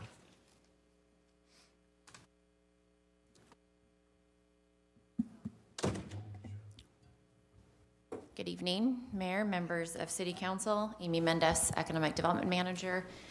I am back this evening to talk about the COVID-19 nonprofit grant program. A couple of weeks ago, we were here and Council approved the COVID-19 Small Business Assistance Program, which was launched on June 1st, and we have, I think we're at about 15 applications now, so we are going to start reviewing those and sending them over for financial review. So look, I think we're off to a good start. We haven't had too many hiccups. The webpage is operational, and that's moving along. So the next program that we are wanting to launch is the COVID-19 nonprofit grant program. Back in October, City Council directed staff to allocate $150,000 of the ARPA funds, American Rescue Plan Act funds, to nonprofit assistance in Galt. The ARPA funds may be used by municipalities to provide support to nonprofit organizations which were negatively impacted by the effects of COVID-19. Staff, being me, have evaluated multiple COVID-19 nonprofit grant programs in California. I've actually talked to a couple of folks who launched programs. They really run the gamut of the way that they were put together and assembled, from really, really complicated to really, really simple. And so I think we found a good balancing point with the program that we've put together. I did talk to roughly, I want to say 8 nonprofits here locally, and provided the program to them in draft form just to get some feedback from them. And I did receive comments back from roughly 6, I want to say. I spoke with the Lions Club, the Teen Center, the Sunshine Food Pantry, the Galt Sunrise Rotary, and they all provided some really good feedback on the program. I also reached out to L'Haim and the Historic Society just to make sure that everybody had a chance to review it and make sure there was no giant glaring issues. So I did incorporate some comments from a few of those nonprofits, and they are reflected in the program that you have in your packet. So the program as it's put together really is open to nonprofits that are 501c3 nonprofit status under the Internal Revenue Service Code. This would be corporations, associations, agencies, or faith-based organizations that have a 501c3. To be eligible, organizations must obviously serve residents or businesses in Galt. They must be in good standing with the state of California. They must demonstrate financial impacts directly related to the COVID-19 pandemic, and that's the most important, I think, connection we're trying to make with this program. They, examples of this would be increase in services provided. I know the Sunshine Food Pantry had been hit really hard during COVID with providing food to those in the community. Inability to hold fundraising events. Lots of our local nonprofits weren't able to hold some of their largest fundraisers, and so that could be a qualifying option there. Loss of revenue related to any government mandated shutdowns or increased costs in complying with reopening requirements. And then we also have this one option here for new projects or programs that would be assisting those impacted by the pandemic and its economic effects. So individuals in the community or families in the community, if there's a program that a nonprofit wants to create or a project they want to launch, this would apply to that as well. And they must provide proof of insurance. The grant amount for this, I did a little bit of research in trying to determine how many nonprofits we have. We have about 60 nonprofits that have a Galt address. 30-ish of those are religious organizations, and then the other 30 are 501c3 nonprofits that are offering assistance here in the community. With that, the range that we had put together was a minimum of 500 and a maximum of 10,000 available per organization. And that really is because we have some really small nonprofits that might want to apply, and then we have some larger organizations that do a lot of beneficial things in the community. And so 10,000 was the max that we had placed on it. And I think the idea here would be the same as it is with the business program, where if we have an abundance of funding left over, we may look at applications to determine things that maybe prohibited folks from qualifying, or if there are larger projects that they wanted funding for that we weren't able to fund, but there's funds left over, we would look at modifying the program and potentially coming back to council. Basically, the application process, the applicant would provide a request for a grant amount and a description of how the requested funds will be lessening the financial hardships experienced by the pandemic, so how they were impacted. The request for funding can be made for new programs or activities, which is what I had mentioned just previously. Eligible costs that can be applied, this would be loss of earnings or decline in revenues, impacts of canceled fundraising events, costs associated with implementation of prevention or mitigation measures, the barriers or partitions that were put in place to distance folks, or enhanced cleaning measures, testing, anything that had to do with employees and PPE, things of those nature. The reimbursement of expenses related to the organization's response to COVID-19. This could be payroll and benefit costs or costs to retain employees through the pandemic. Funding for new projects or programs designed to respond to the COVID-19 pandemic.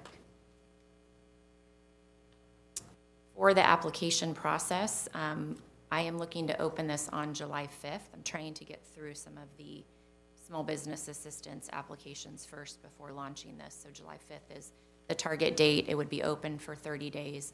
This is a lot more simplified than the business assistance program in terms of the application and what would be requested. The webpage will be created very similar to what we did for the small business assistance program, and an application will be available for download. We're going to have these actually not be submitted online. We are going to have them as a PDF fillable so that we can review them in-house, print them, and be able to utilize them and modify them as needed so that folks can review them in-house. The complete and eligible applications will be reviewed by a panel which consists of myself and then a member of the finance department and from the Parks and Recreation department. Obviously, finance has a little bit more insight on the financial side of things, but Parks and Recreation really has their thumb on the nonprofits in town and sort of understands what some of those needs are. We'll meet to discuss the applications and make recommendations to the city manager for funding. And the city manager will make the final award determinations.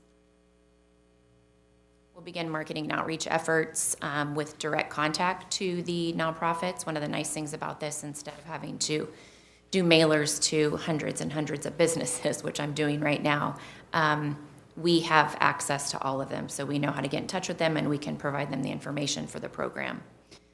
We'll do additional advertising on the city's social media platforms and through our newsletter.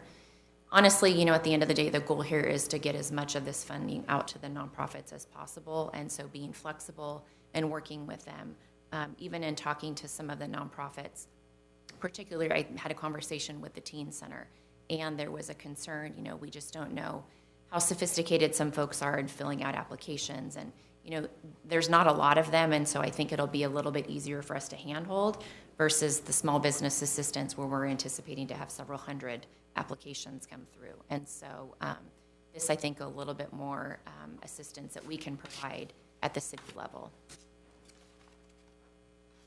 And that concludes my presentation. I'm open to any questions that you guys might have on the program. Council, do we have questions for Ms. Mendez? Yes, Mr. Mayor. Thank you, Amy Mendes. You gave an excellent presentation, and that's why we are asking for nonprofit.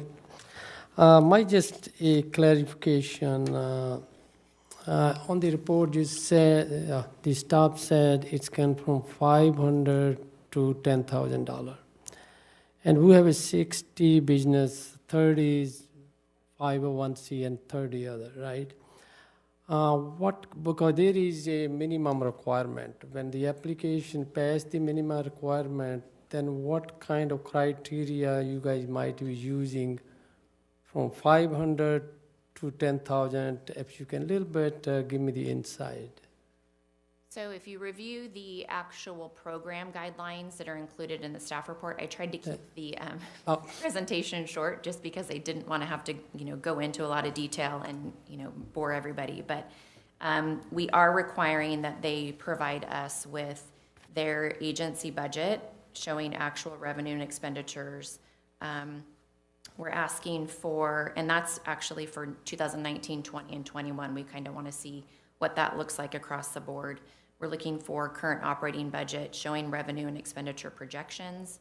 We're also looking for any assistance, other assistance that they received, whether it be Paycheck Protection Program, Economic Injury and Disaster Loans, the California Relief Grant, which is still open and people are able to apply for.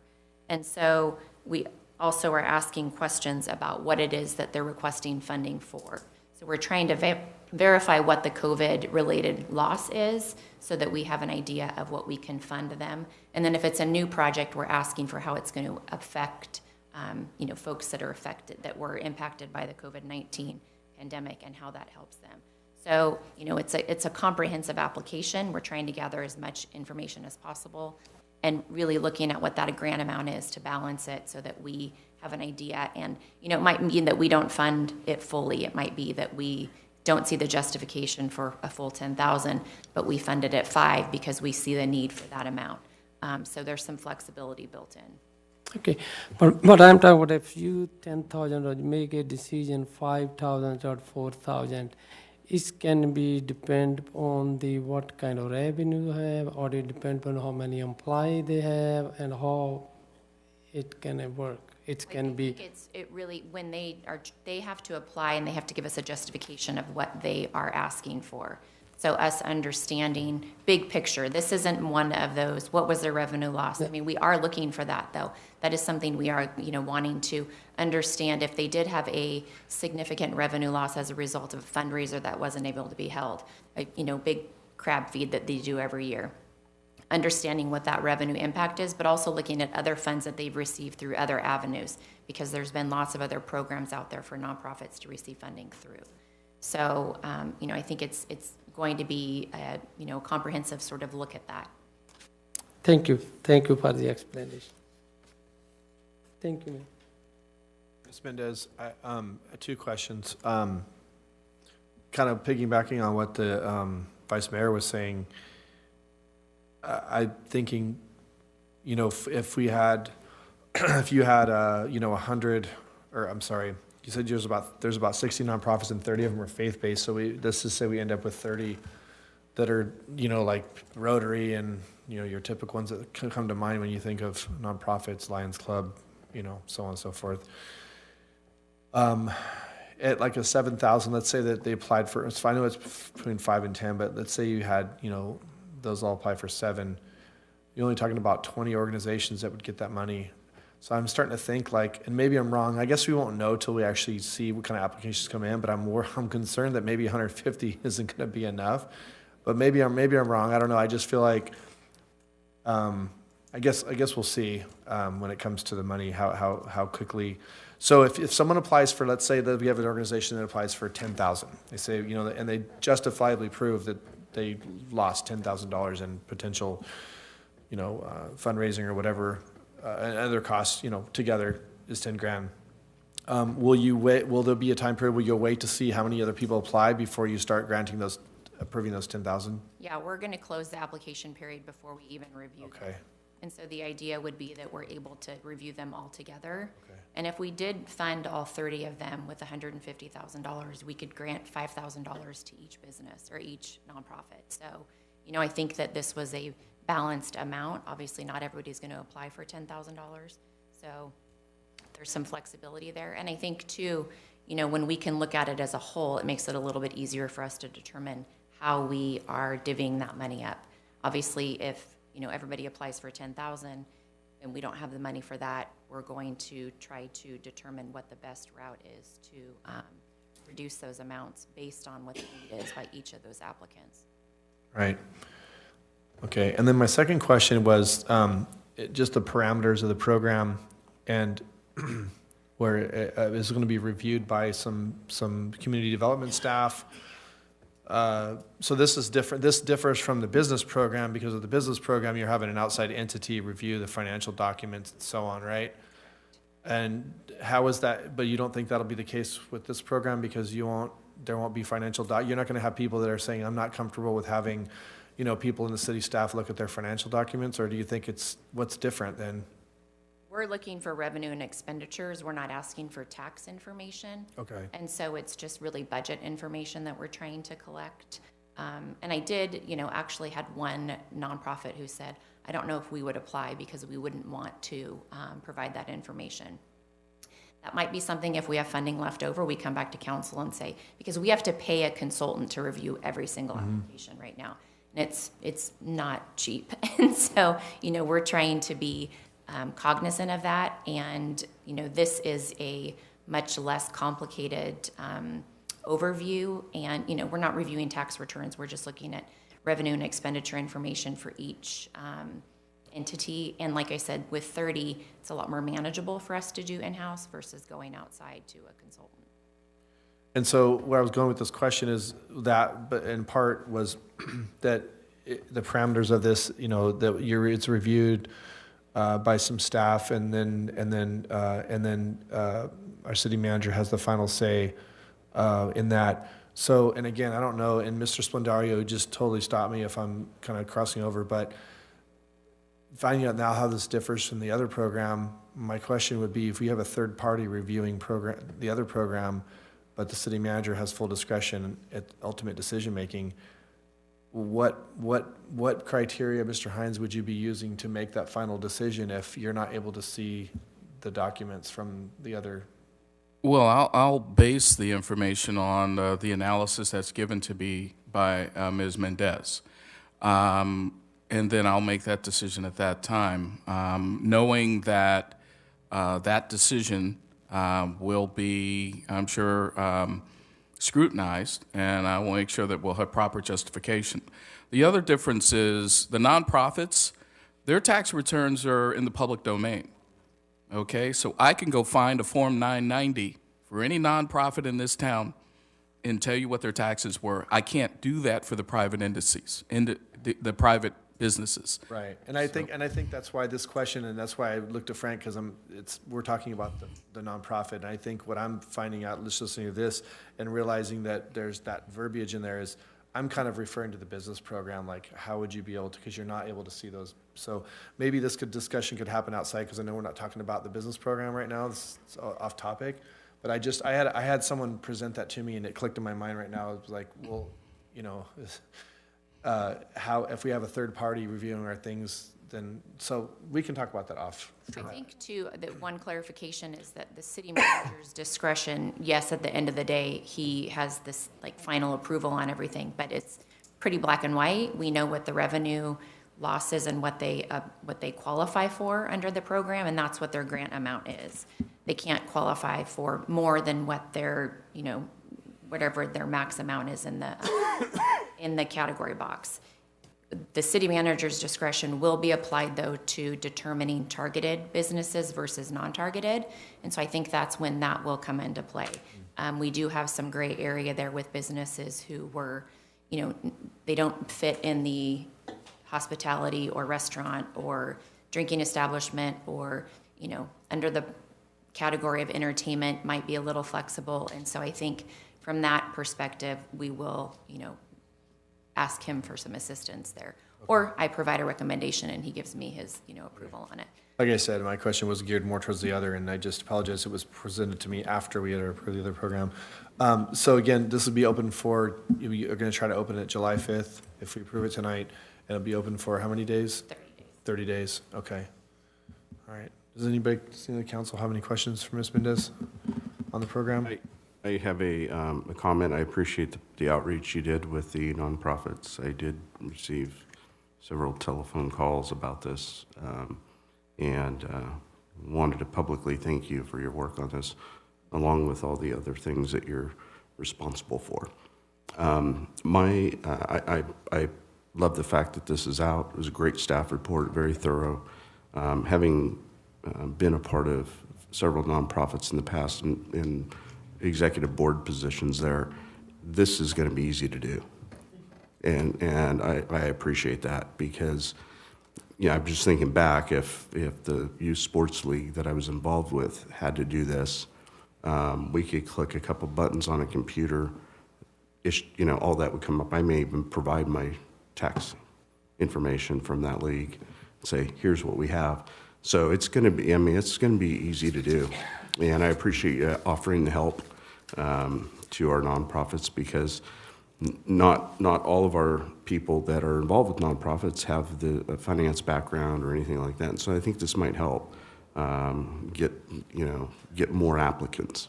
So appreciate it. Thank you for your work on this, and I would rather get this out sooner than later. So if we get the business program moving forward and we can get that sort of in a flow with the financial consultant, then absolutely, believe me, I'd rather get it open and out there and be able to get that moving and closed and done with and beyond. Sure.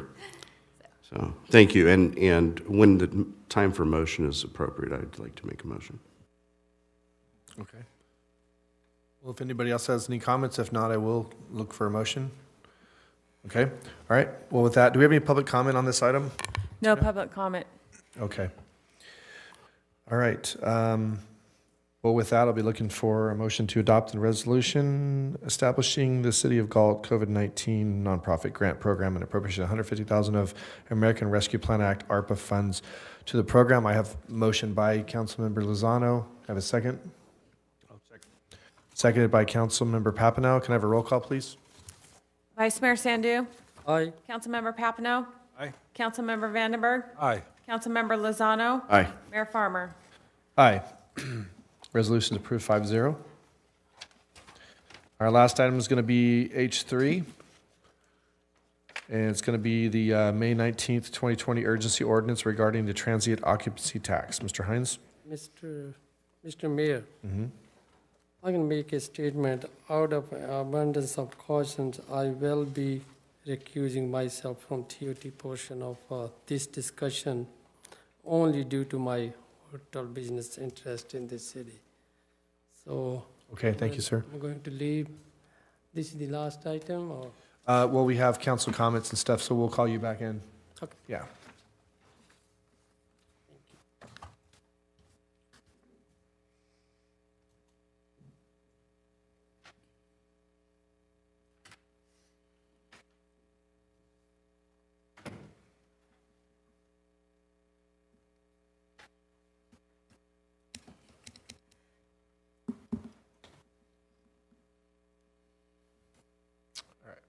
Go ahead, Mr. Ryan.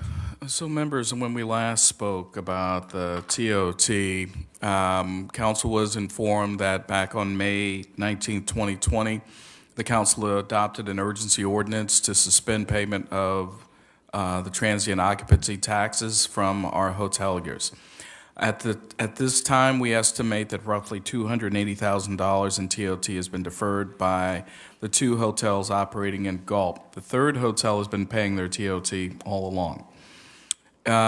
So if the city were to end the emergency, the hoteliers would have until the end of the next quarter to pay the outstanding TOT owed to the city.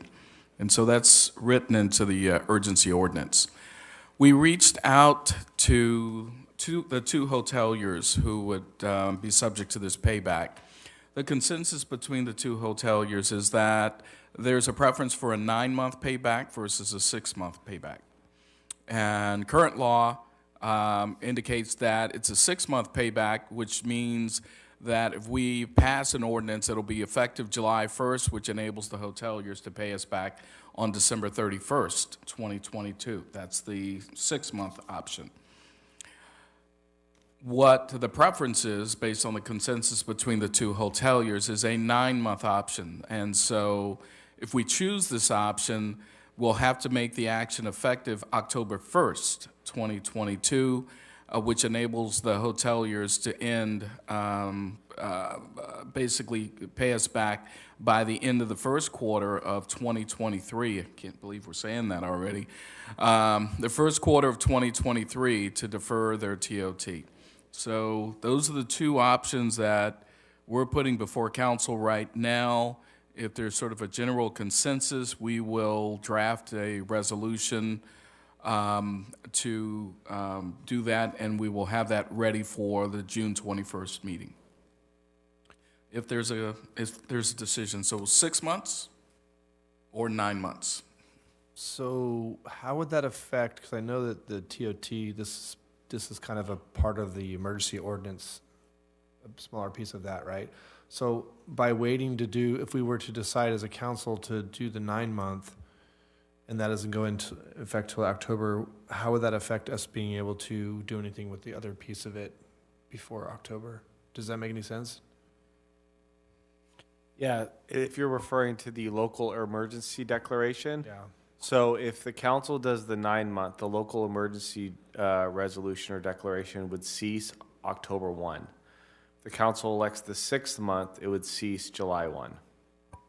We can't do them separate though because they're tied together, right? They're tied together and on the order of 6 months, and that's why you see that October 1 versus July 1 option. So in essence, we're not changing anything except when we terminate it, potentially, and giving the hoteliers the opportunity to pay in advance, because technically they won't have to until the 9-month option we give them, right?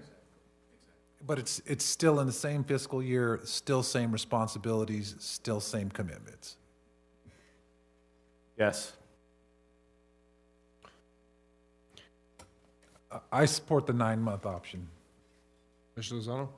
So I have a question, and I was really torn last time we spoke about this. I guess it was not even a week ago, right? That's correct. But here's my question, and it just popped in my mind because I didn't really even realize we'd be offered a 9-month opportunity. What will that do with our budget that we're presumably going to adopt by July 1st? Well, what that means is that, as you know, there are revenues and there are expenditures. It's just that the revenues, the additional one-time revenue from the catch-up with the TOT will not appear in the revenues until the second half of the fiscal year of the first year of the biennial. So, and that's assuming if we go with a 9-month option that the hoteliers will pay by March 31st. yes. Okay, I appreciate that answer. Thanks. Now, is this like a deadline, March 31st, or is there like a payment structure that gives them 9 months, or is just like that's the deadline? So they could pay some of it and then pay a little more, or we could just not see a nickel and they could just show up in May and March with all of it. You know, I think we would be, and I'm sorry if I overstayed here, I think we would be open to whatever flexible payments they want to make. It's just that according to the municipal code, it's got to be collected and paid by March 31st, 2023. Yeah, and it's not like they can get out of it. Then this is taxes, you know, death and taxes. It's Yes. going to get paid. So, Yes. and we certainly also have enough money to float them the difference in the time being. And that's in our essentially what reserve. we'll be doing. Yeah. Mm-hmm. I think ultimately the idea would be that we would put them on alert that we are going to be ending the emergency on October 1st and that they have 9 months and that we would anticipate they would start paying all of their TOT on a quarterly basis and then also make those payments either quarterly, that's typically how they make them, or monthly.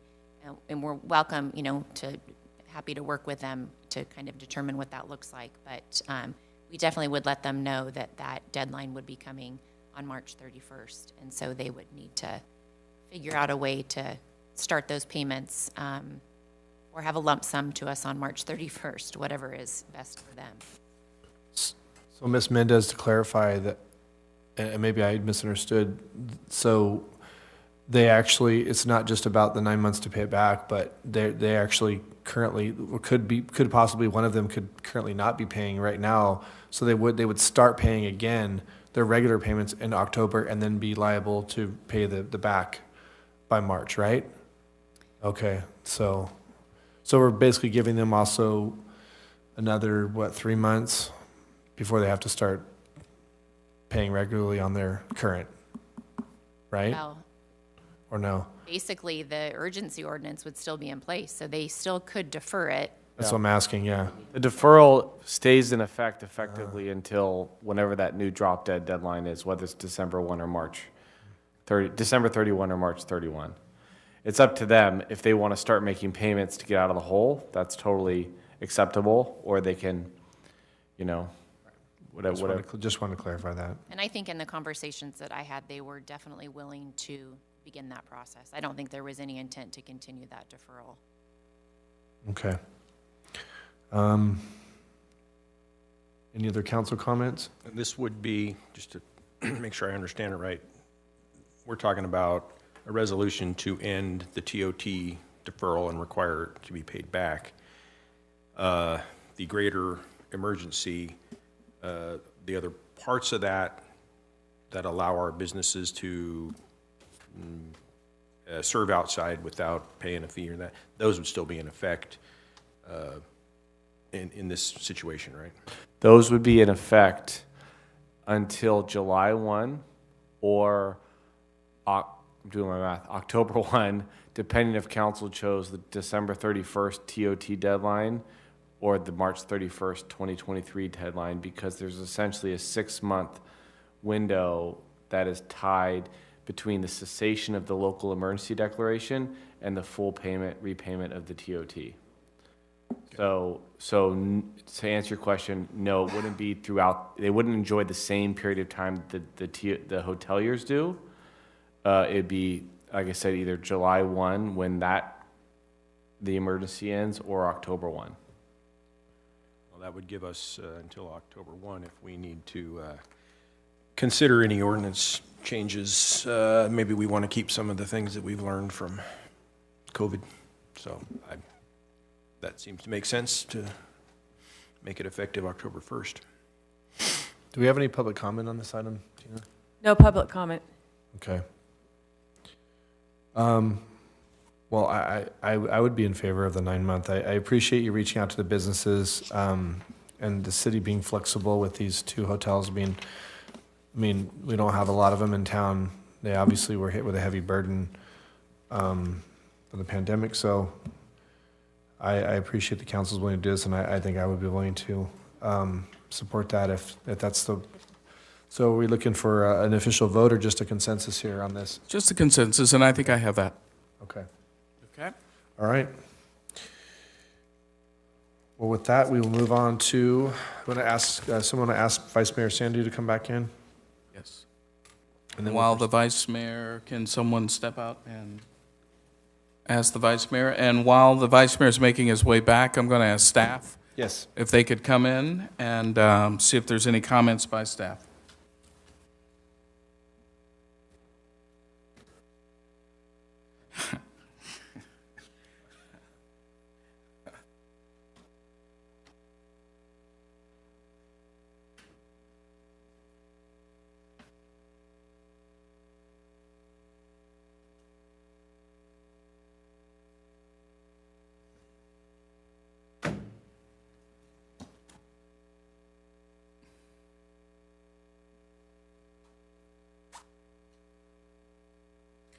All righty. Mr. Mayor, I can... Yes, please proceed with comments. Okay, let's see if Stephanie Van Stein, our Human Resources Director. Yes, good evening. I just thought I would announce that we have a couple of key recruitments that are ending on Friday. Our Deputy Public Works Director position.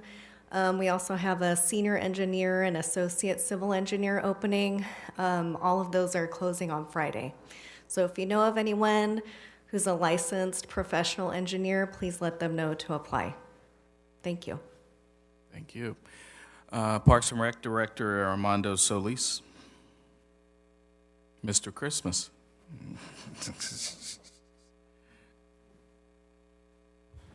Just want to talk a little bit about our Saturday market. I wanted to thank our staff for their great job. They worked really hard. I understand there was some good barbecue out there. And so we have our next one planned on July 2nd, which will coincide with our IDC events. We will be having everything on that same day. Our run, our parade, our Saturday market. So it's going to be a long day. And then starting Friday, we have our movie in our parks. That series starts. Saturday, our concerts in our parks start. So we have a lot going on at Parks and Recreation. So we'll also have the military vehicles in the parade, and we'll be reaching out to you guys to see if you guys would like to be on that for the parade this year. So be prepared to get a call from Jackie. Director Solis, I understand you had some top-tier talent judging the barbecue contest on Saturday. Anyone that we know? Yeah, I was there. Love it. Mayor Farmer and Councilman Vandenberg also helped. Very good. Yeah, we got a little barbecue education by Mr. Sleeves. He's like, you see how that one's cut right there? So that tells you. And I'm like, oh, I did. So he was educating us about his barbecue knowledge. All right, sir. Thank you so much. Finance Director Matt Boring,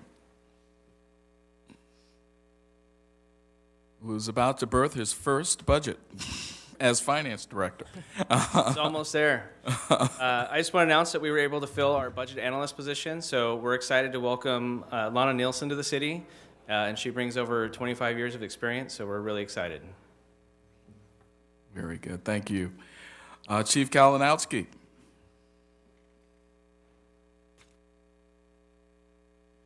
Good evening again, Mayor, members of council. So last Friday, we had the Beyond Call of Duty End of Watch Ride to Remember that was here outside of City Hall. Many of you were there, some members of the public, and so we took an opportunity to remember Harmon and his ultimate sacrifice. So it's yet one more event that we've had recognizing Harmon, and we're still preparing our plans for his first-year anniversary, which will be on August 26th, and there will be more to come on that as the summer unfolds.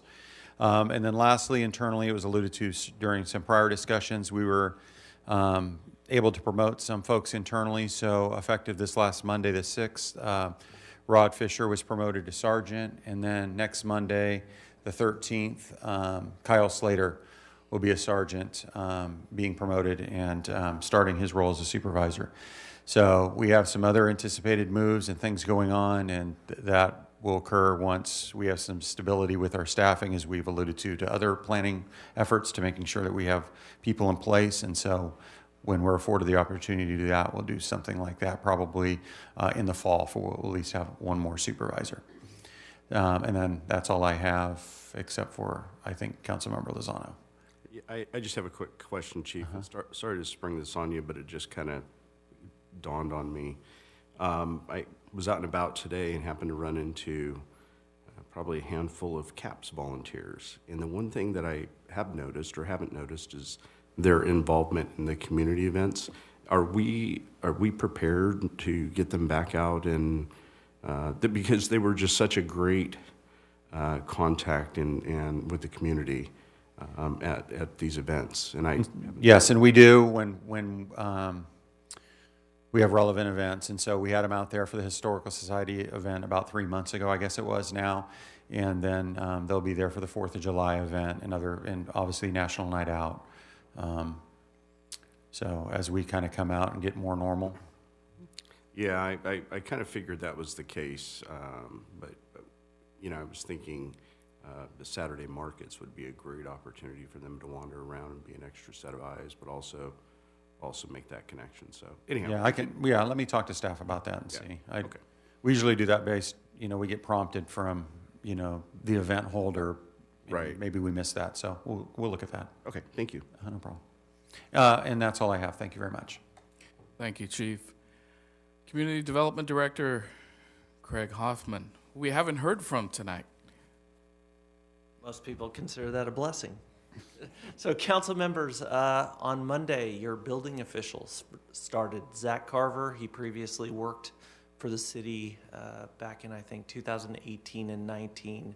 And so it's great to actually have a building official. We haven't had one since beginning of 2019. Added service, mentoring, and it's great to have that professional expertise. So we're excited to have them on board. And then Planning Commission this upcoming Thursday, something this council doesn't want to see, but you're going to see it, a lot of implementation measures for this housing element.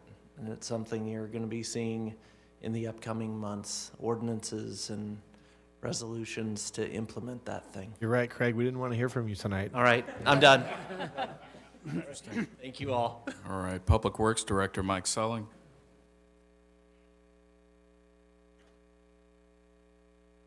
Thank you, City Manager.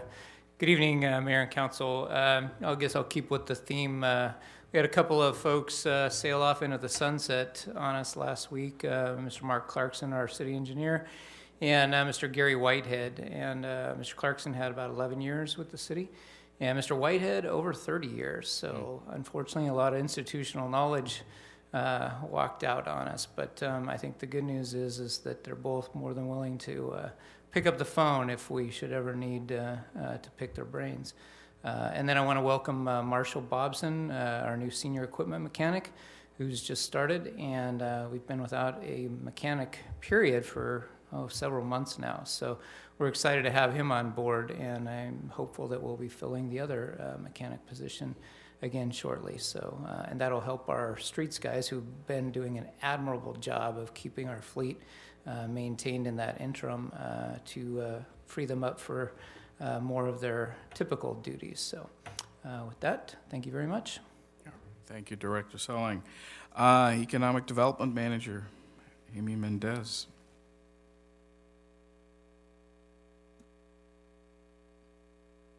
I just wanted to briefly mention again the business grant. We had launched that on June 1st, and it's available online. So if you are running around and see any business owners or business managers out there, make sure to let them know. It's on City of Galt. It's on the front page right now.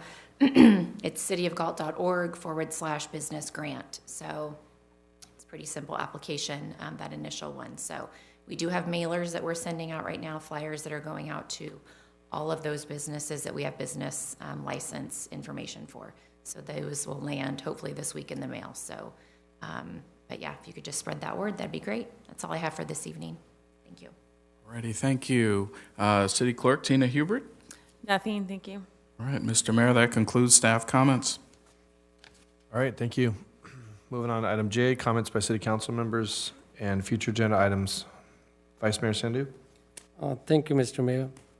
Thank you for the staff. Thank you for the public comment. Also, thank you for the public involved in the city council meeting. Congratulations to the new youth commissioner. Congratulations to the new city employees.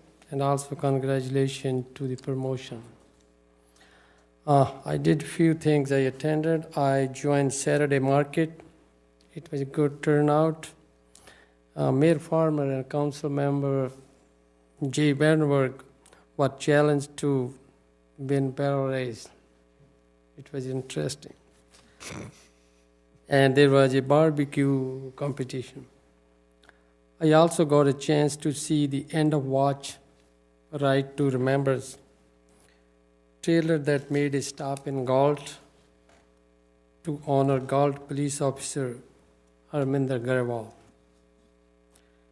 On May 30th, 2022, Memorial Day at the cemetery at Joyce Drive, remembering those who have paid the ultimate sacrifice, leaving loved ones behind in service to our great nation.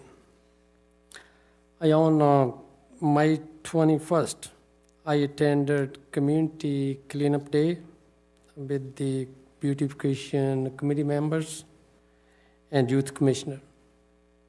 And that's all, Mayor. Thank you. Thank you, Vice Mayor. Councilman Papineau. Thanks once again to the staff for the thorough and concise reports. And yeah, hats off to the Galt Arno Cemetery District. They did a fine job once again with Memorial Day. And I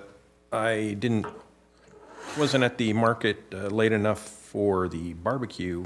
I was out there early and quite appreciated being able to get my wristband put on and walk from one end to the other with my Bloody Mary. So that was nice. That's all I have. All right. Thank you, Councilmember. Councilmember Vandenberg. Thank you, Mayor.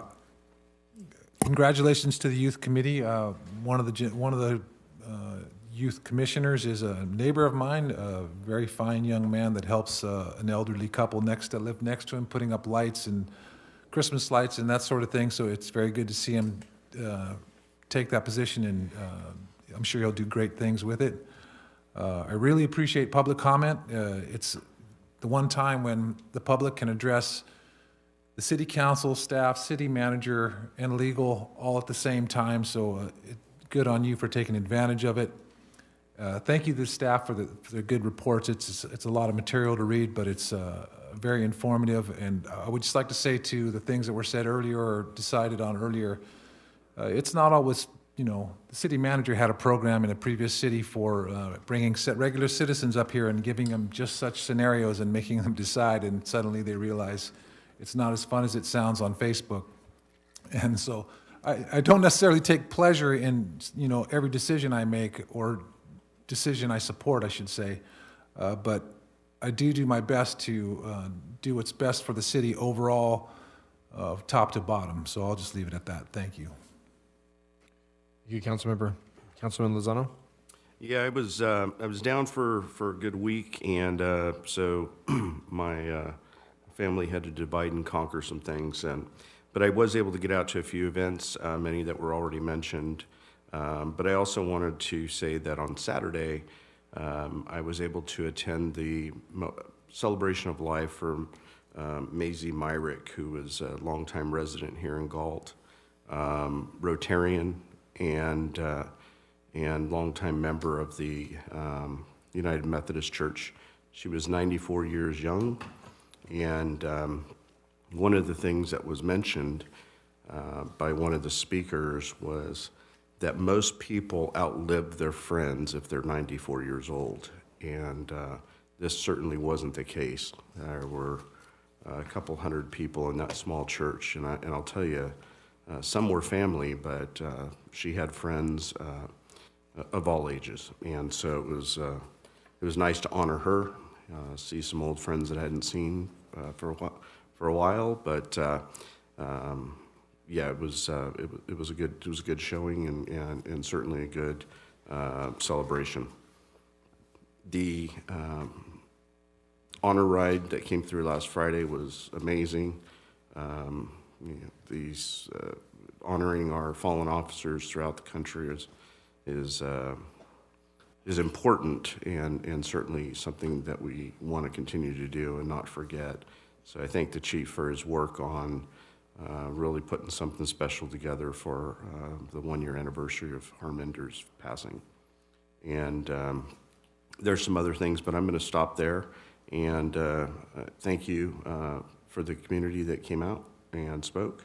And certainly thank you to staff for all the reports that were very thorough. All right, thank you, sir. I too want to thank the public who spoke tonight. Public comment's always important, and I'm glad to see people involved. I want to thank the Youth Commission and the Beautification Commission for another good cleanup day, as the Vice Mayor mentioned, and the group from End to Watch Ride that brought their trailer and their group here. It was nice to see in their travels all across the country that we were able to include Galt in their stop, and it was very very sobering to see all those faces on the trailers.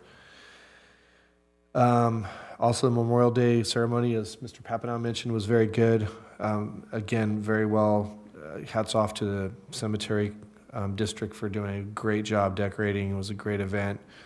So many flags just blanketing the entire cemetery. It's just crazy to think about how many people have served in this little town, have served their country. And then lastly, I actually met the new CSO officer today with Lieutenant Azevedo, who came by and was able to have a chat with him and look forward to good things with him. And lastly but not least, I want to thank, again, Parks and Rec staff for all the hard work with the markets, with the Saturday market. Jackie, Ashley, Carrie, all the volunteers that I don't know their names, for all the cleanup they did after, and did a great job. It was a lot of work. Being a barbecue judge was, it's a tough job, but somebody has to do it. So we had a good time with that. And I want to thank Councilman Vandenberg for allowing me to win our barrel race. I almost got you on the turn. Yeah. So anyways, it was a good event, and I look forward to the one on July 2nd, which should be very, very busy. So with that, we'll wrap up, and we'll adjourn the meeting at 8:24 p.m. Good night.